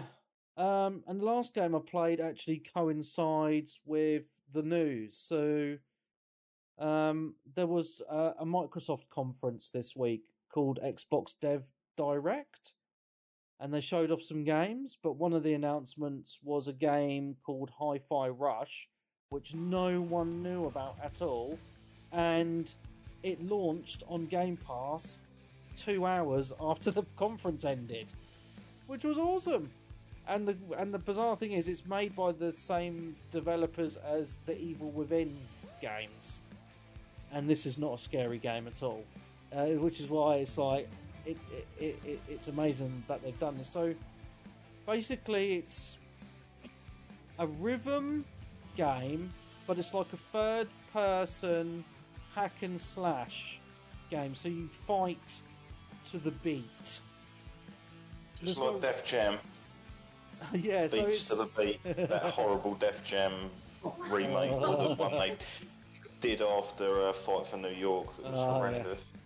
But this is like, it's so well done. It's done in a really cool cartoony type art style. It actually reminds me of that game's just gonna go from my head. That's kind of skater game on the Dreamcast that everyone loves. Fuck's sake, and Dan loved it. Jet Set Radio. In a weird way, like with the art style and the city, the way that's all laid out. But what's really cool is that with it, it's got lots of music. It's got a lot of licensed music, which is cool, like Limp Bizkit and stuff. And but everything in the world moves to the beat, like all the background, everything in the foreground, all the enemies, even your character who runs to the beat of the song that's playing. So every level has its own song, and then each boss has its own song as well. And then you do more damage if you press your attack buttons on the beat as well. So you've got like the X button is the light attack, and the Y button is the heavy attack, and then you get different combos of pressing them. But if you press them to the beat, you do more damage. And then after each boss battle and after each level, you get ranked as well on how well you've done. It's just so cool because it's got like a really funky story, but all the enemies are really well designed and have really good personalities, and it's just. And what I really like about it is because it's just literally launched after you heard about it. There was none of this knowing anything about the game beforehand, because so like most games we know like months and years before they come out, and so you watch like reviews and previews, and there's like positivity and negativity online about all the games. With this there was nothing, so you just went into it just with none of this in your mind at all, so you just went in fresh, and I think that made it more of an enjoyable experience because you had nothing in your mind about it beforehand. And I wish more games would do this. I really do. Go on. I'm just saying no. No? Well, it was literally like one of the ones where I was like, this looks kind of interesting. I'd like to give this a try. Yeah. and then it's like, oh, I guess no physical version then. Fuck me, I guess. So it's probably... I imagine this is going to be one of those games that people like for 2 weeks and then it just fades into obscurity. Well, after a couple of weeks, everyone's finished it, mate. So that's just like most games, yeah. Not necessarily. But... I mean, I really like it. I think it's... I'm having a hell of a lot of fun with this game. It's got some fights. It's got platforming sections, and yeah, man, it's just I'm loving this game. It's so good, so fucking good. I see it on the dashboard on the front. Yeah. And I thought, well, I like the look of this. I like the art style and the colour, but then when I heard it was rhythm, put me off. Oh, did you never like the Guitar Heroes or anything like that, Baba? Yeah, I did, but that obviously that's different because it's sort of music and you're playing an instrument type thing. This, because it was rhythm, but it's like a beat 'em up type platform, that sort of put me off. But you have got me intrigued. I might have to download it and just give it a try, see if I like it. Yeah, but because the thing is, though, like if you attack but it's not on the beat, you still do damage to the enemies. It's not really like 100% necessary, but you just do more damage if you do it and you get a better score at the end of the levels and stuff. So yeah, and you do get into it to be honest, because like there's like a little floating cat and it like has these little like circles that come out to the beat, and because everything in the background and stuff is moving to the beat as well, like you kind of just kind of naturally get into the groove, if you know what I mean. So you just I just find myself just naturally just kind of pressing the buttons on the beat because there's so many cues to do so, if that makes sense, when it's in your ear or just in front of you, you know, on the screen. Yeah. So yeah, and there is an option if you press the back button to bring up another like thing on the bottom of the screen to make it a little bit easier to tap your button to the beat as well.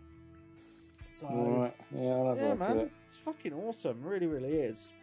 Yeah, it's a nice surprise for me anyway. I really like it. Yeah, I was surprised it was Tango, because sort of like when I was sort of watching the trailer, I was like, oh, this looks kind of interesting for an American game. Yeah. And then they were like, oh, it's Tango. Weird. And then they showed the designer of the game, and I was like, that's why it looks Americanized. Yeah. Because it's got a very Western style to it, like for the cartoony style. It's not Japanese style at all. No, but I like it, man. I think it's very well. It looks good fun. Yeah. Yeah, it is. Yeah. If it comes out physical, I will pick it up. Yeah, go for it. It probably won't. So the Xbox Dev Direct, it was quite interesting. They showed off Redfall. See, a load of people were shitting all over this, but that was actually the game in the show I was kind of the most interested in, because I know when it's actually coming out. It's not, and it showed off that it's... Well, yeah, in May. It was originally supposed to come out in February, I think, or March, but it was pushed back. 2nd of May it's out, yeah.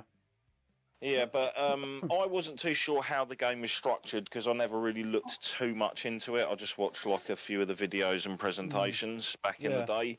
Yeah.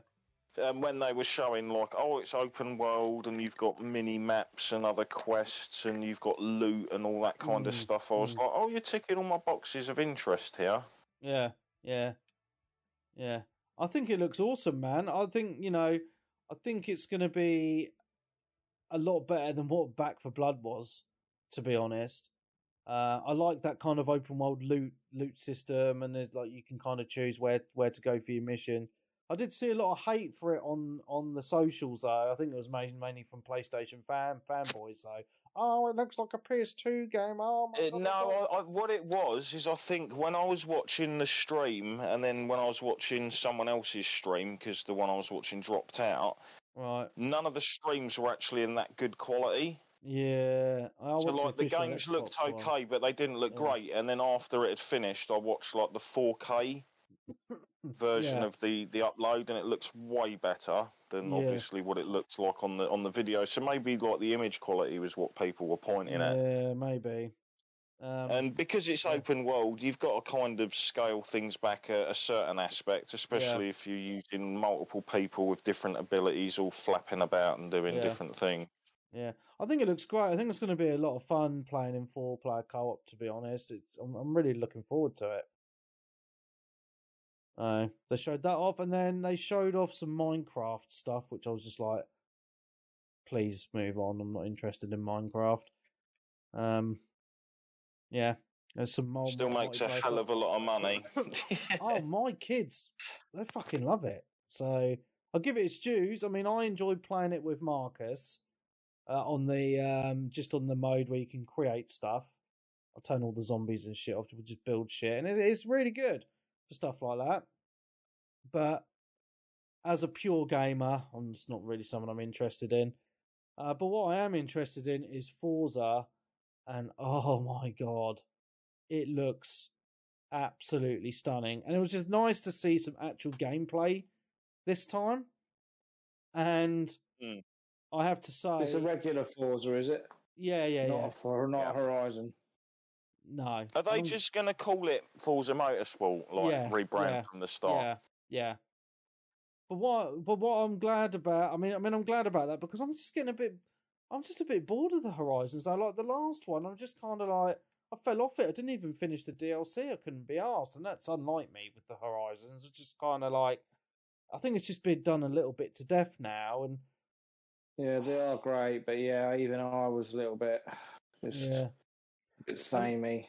And there hasn't been a normal motorsport for quite a few years now, and I always remember having really good multiplayer sessions on that. You know, a good few Forzas ago, to be fair, but too semi. People take it too serious. But that's what I like about it, because if you're in with some serious people and you ram them off the road, and I find it hilarious. Yeah, Collie's one of them. He got right when I knocked him off. So, I mean, I'm looking forward to it because it's got over 500 cars. It's got fuckloads of tracks. Graphically, it looks amazing. I mean, it puts Gran Turismo 7 to shame, and I think one of the reasons for that is Gran Turismo. I mean, Gran Turismo 7 is a good-looking game, but I think the problem with it is it's also on the PS4, so they've had to scale it back for last-gen system, whereas with Forza, it's current-gen only. So they've been able to put more grunt into it, you know?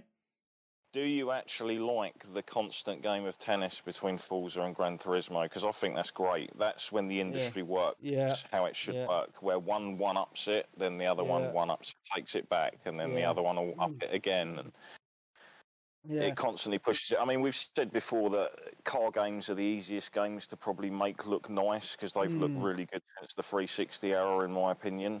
Yeah.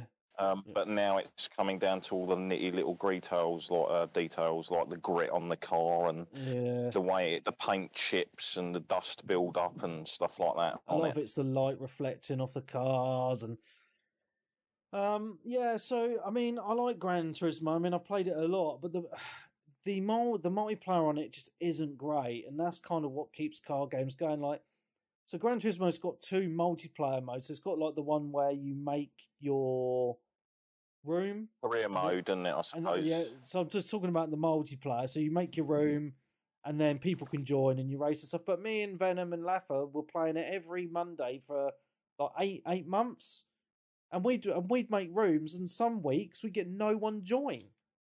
And it's just a bit shitty. And then when you look at the rooms, they're all just, there's hardly any, and the ones that are running are just fucking shit cars and shit tracks, and I just don't. It just feels to me that GT7 isn't that popular for the normal multiplayer because, you know, I've gone on to search for rooms and there's only been about 10 rooms on the go, which is fucking awful. But they do have another mode, like a sport mode, where every week there's 3 different races and they run every like 20 minutes. So it's kind of for more hardcore people. So I think that's where people kind of more go to. Whereas I found with the Forzas, there was always loads of multiplayer rooms on the go. And there was just a lot more options for the host of those rooms as well. Whereas on Forza, on Gran Turismo, it's like you can't they only updated it about a couple of months ago where you could actually just change your cars and tracks, but before that you had to quit the room and make a new one to change those options, which was ridiculous. So yes, I'm having high hopes for Forza for the multiplayer. Yeah. So yeah, I'm really excited for it. I know sim racing isn't for everyone, but I find like the Forzas and the Gran Turismo are more kind of like simcade, so they're kind of in the middle, and I think that suits a lot of people, to be honest. So yeah, I'm really excited. Yeah, and I did see a lot of people. When's that due for release, Webby? Well, there's no release date, so okay. It's coming out this year. But because I didn't put a date on it, I'm predicting October. That's my prediction. October, November time. You heard it here first. Oh, yeah. I think after the Starfield thing last year, where that got pushed back again, I think Microsoft was very cautious when it comes to announcing stuff. Yeah, so dates. So just talking about Starfield, people were moaning online that they didn't show Starfield, but they'd already said beforehand that Starfield's going to have its own show at some point soon. I don't know if a date's put out for it. If there has, I haven't seen it. But they have said that there is going to be its own dedicated show. So, yeah, I'm looking forward to that. And that's all they showed at the Dev Direct. I liked it because there's none of it was just that they showed a lot of gameplay. Which I really, really liked. So, more of that, please. And the only go on, mate. Decent, I thought. No, I just thought it was like a decent length. They showed what they said they were going to show, and that was it. Yeah. And the only other bit of news is the there's been a lot of news on Twitter actually, but there was the lead communication guy of Microsoft on Twitter put out a statement because there's still this stuff going on between Sony and Microsoft about the acquisition of Activision. And apparently Sony have been lying to Brussels about the deals that Microsoft have been putting forward for about Call of Duty.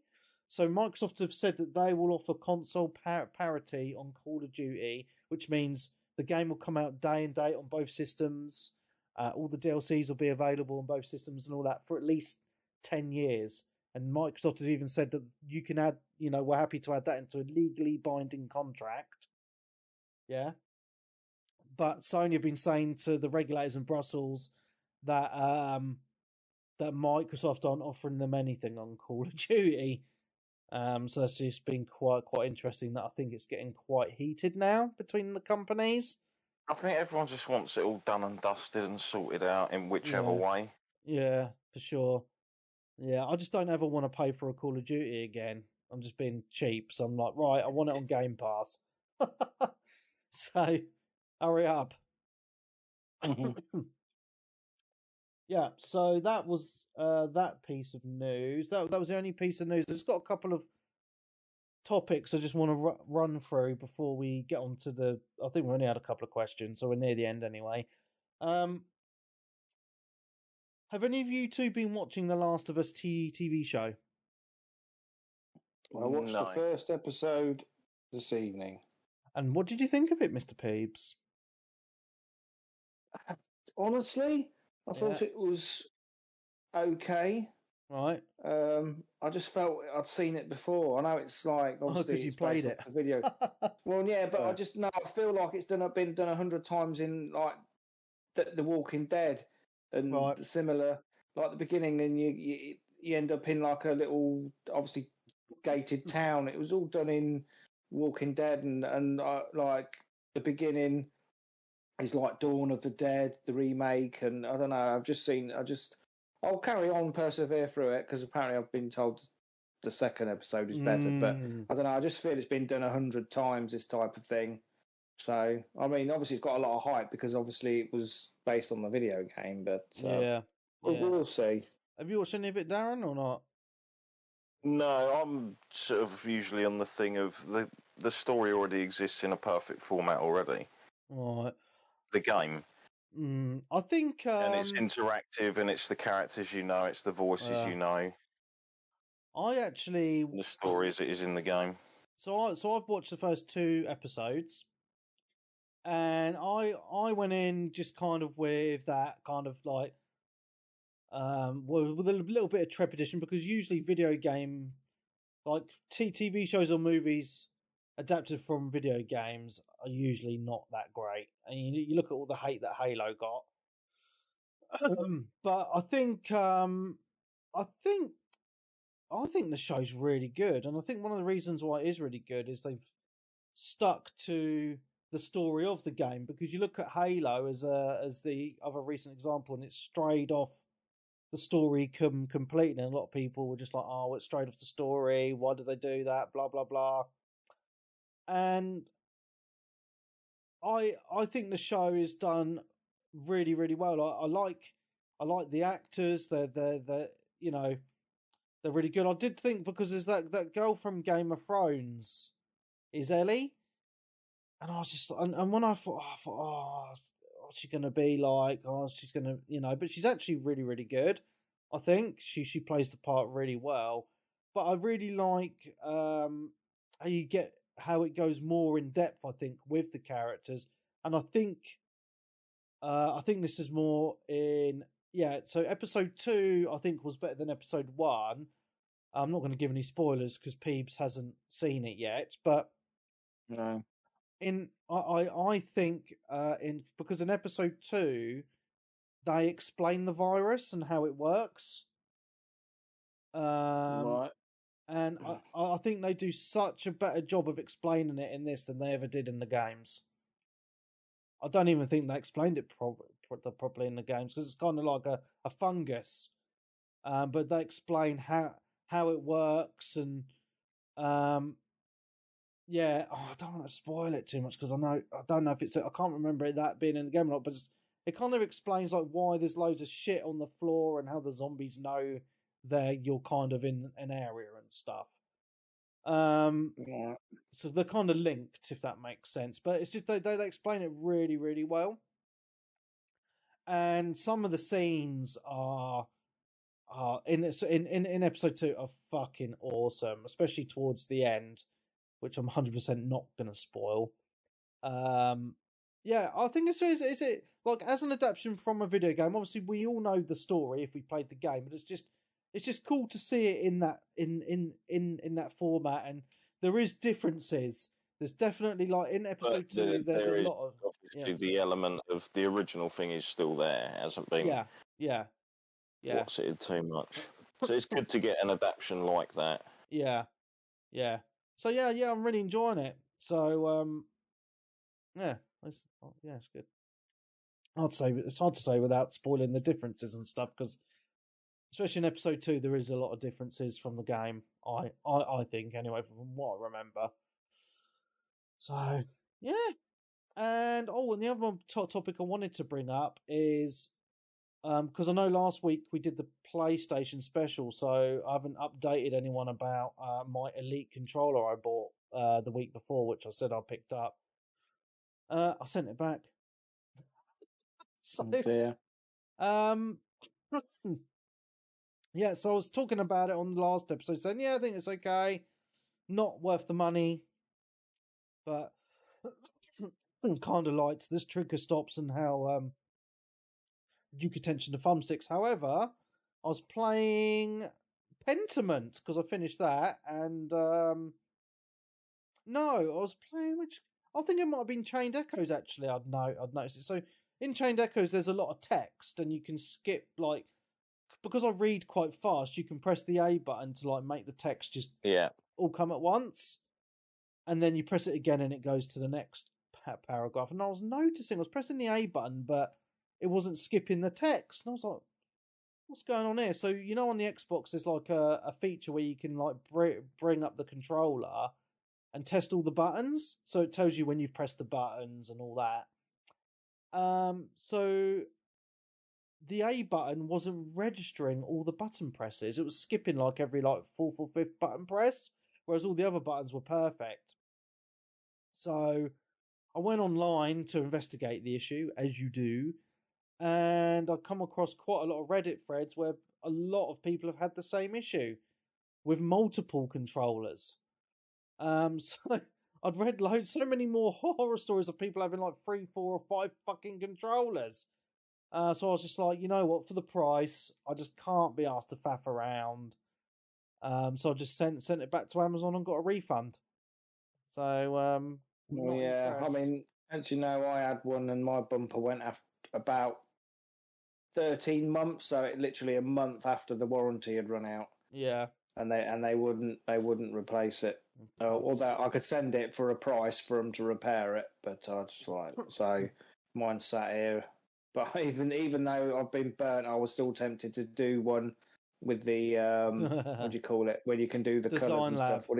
Yeah, I'm tempted to do that still, but by the sounds of it, they still haven't fixed the issue. It's a shame. It is a shame because you would have thought it's been out for a couple of years now, and you would have thought that they would have ironed out the issues. And the thing that I find bizarre even more is the standard Xbox Series controller that comes with the system is really good. I think it's a great controller. I've actually ordered a Design Lab one of those now. It's coming hopefully in about a week or two. And then it makes me wonder how they can get it so wrong with their supposed Elite controller. You know, it's bizarre. So yeah, a little bit disappointed to be honest, because because the good thing was the tension on the thumbsticks with that little key, and I was like, oh, this feels really nice. But it does feel nice, and then once you've held one and played on one, it's hard to go. I find it really hard to go back to the other one. Yeah. Which is annoying. Yeah.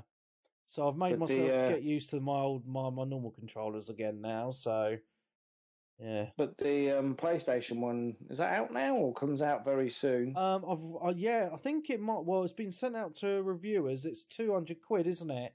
Yeah, that's the thing. The price is crazy. I've seen conflicting reports. Has a 4-hour battery life. And some reviews I've seen have said, oh, it's fucking amazing. And then some reviews I've seen on YouTube have said it's a pile of shit. So take from that what you will. But personally, I would never spend that much on a controller. Yeah, it is silly. Yeah. So I am tempted, and the only way I would be is if when I do get laid off at my current place and I get a bit of a payoff, if I manage to find a job straight off the bat where I'm not losing any money, then I might treat myself, but we'll see. See, I'd be quite happy to spend that much on a controller if I could use it on both my consoles. Because that's why I bought a decent headset, because I use it on all my systems, but because you can't, it's just like, nah, fuck it. Yeah.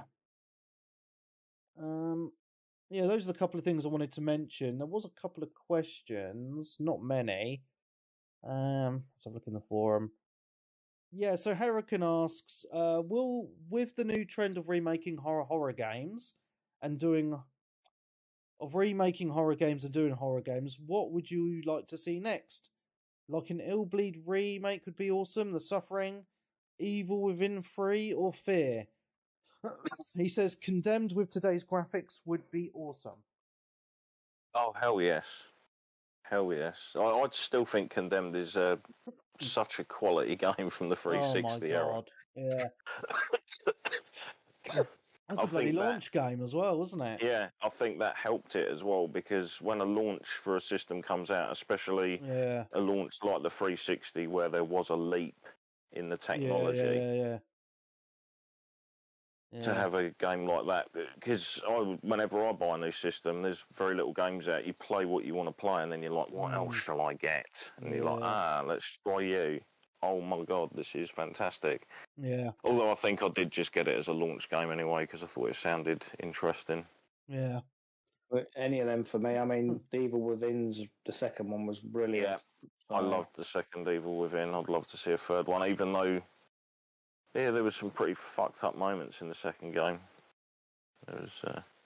So I would say Silent Hill, but there's going to be one, isn't there? So. Well,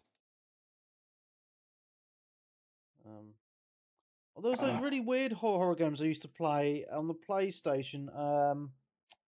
We used to just have a camera and take photos of the ghosts. They're fucking well scary, man. You're on about like Fatal Frame I think or Project Zero? Something like that. Yeah, those names ring a bell, but it's just where you capture ghosts on camera. Yes. Yeah, in the Japanese ghost yeah, cams and stuff. yeah.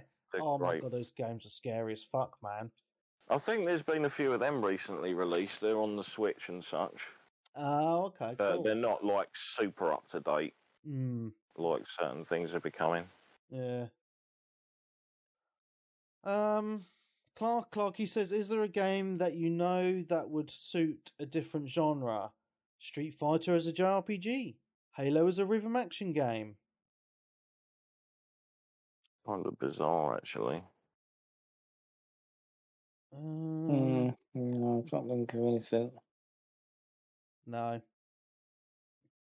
And he also says, can you ruin a film by replacing a word in the title with wank? Replace a word? What? We're replacing a word in the film title with the word wank. Wank hard with a vengeance. Yeah, that's a good one. The Empire wanks back. Brilliant. Oh. There we go. Indiana Jones and the Last Wank. Brilliant. That's funny. Yeah, that's all the questions. There wasn't many this week at all. So, is there anything else you guys wanted to mention before we end? Did none of you guys get Dead Space in the new remake? Nah. I was very tempted, but I'll say with the job thing, and but if I manage to find something, I will purchase it. But I am actually looking to get it on disc, like I said, so that if I do, because I like the game so much, I might keep it. I've got a thing about, because I've got my man cave now, I'm sort of back to hoarding shit. I'll just be like, I really like that. There we go. I'll buy that, and it's the remake, so it's the upgraded sort of like looking version of it. Yeah, because I've been buying some football shirts. But a lot of people were actually praising the fact that the original versions are still available. It's not some remakes. It's like, I will just get rid of the old ones, and you can only get the new updated version. So I was thinking, like, because I've heard so many good things about the new Dead Space remake. It's got amazing reviews. People on Discord who've got it are praising it. I've been quite tempted, but as a PC gamer, I've got the option of EA. What's it called? EA Play Pro. So on Game Pass we get EA Play, which so we get all the older titles. Yeah, but if you have EA Play Pro, you get all the new games on launch, and it's all the Ultimate Editions as well, as part of the service, and it's either £90 for the year or £15 a month. So I was toying with the idea of just getting a month on the subscription and banging the game out, but because I'm playing a Persona at the minute, I don't know. But I was also thinking, well, you could actually wait, because whether or not it would end up in the same thing. No, there's a game coming out in the middle of next month which looks kind of interesting, and I'm willing to maybe give it a go, called Wild Hearts. Yes, that's on coming on the. It's being published by. It's got full cross-play as well across all platforms, apparently, from launch. Yeah. And it's like a Monster Hunter clone. It's like an updated sort of Takeda in a new setting, same people, and I think EA are just publishing it. Yeah. Under their banner, so. Yeah, so If that's on there and you pay the month, you get access to Wild Hearts and Dead Space Remake. well, I was thinking of waiting until Jedi Survivor's out because that's out in March. And the new PGA game's out in March as well. So I was thinking, well, if I do it for the month, then I've got Dead Space, Wild Hearts, Jedi Survivor, and PGA to play. Well, you'll have Atomic Heart to play as well in midway through next month. Yeah. So Yakuza Like a Dragon Ishin. Oh my god, too many games. So and you've got Hogwarts in like a week or so. Yeah, and that's why, because I was thinking of signing up now to play Dead Space, but I think it'd just be a waste because you'd be busting through it too quickly. Yeah. So I want to wait. I've got to rush through it. Yeah. So I think it's better to wait until I finish Hogwarts and Persona and then play. So, because that's what I did with Assassin's Creed. You see, I signed up to Ubisoft Plus for a month and banged it out. You see, but a month is quite a long time to dedicate to a game, and I don't think a month is rushing if it's just like one game. You know what I mean? But yeah, I think it just gives the opportunity. Like, if you want one game and then maybe try some others, I think it's quite a good way of doing it. So, yeah. So that's probably how I'll end up playing Dead Space. But I can wait. I've become more patient with games, as I say. So, yeah, it's all good. Yeah. Anything else, guys? Not what I can think. No, really. No. Cool. Well, shall we end it here then? Been 2 hours. Yeah. Cool. All right then. So, thank you everyone for listening. It's been awesome. So from me, Mark Webb, Gamertag, PSND, SteamID, Webby360G. Resident Trophy / Jivo Whore, Mr. Peebs. And so Switch. So thank you very much. Next week, for the Patreons, we are recording our PlayStation 2 special, so keep an eye out for that. We've got our resident PlayStation fanboy joining us for that one, aka Stunty. So it's sure to be an awesome show talking about the PS2, all the games that came out for that system. There was quite a lot. So to listen to that, you need to subscribe to the Patreon. So head on over to patreon.com/360gamercast to subscribe. Thank you very much. We will see you next week. Goodbye.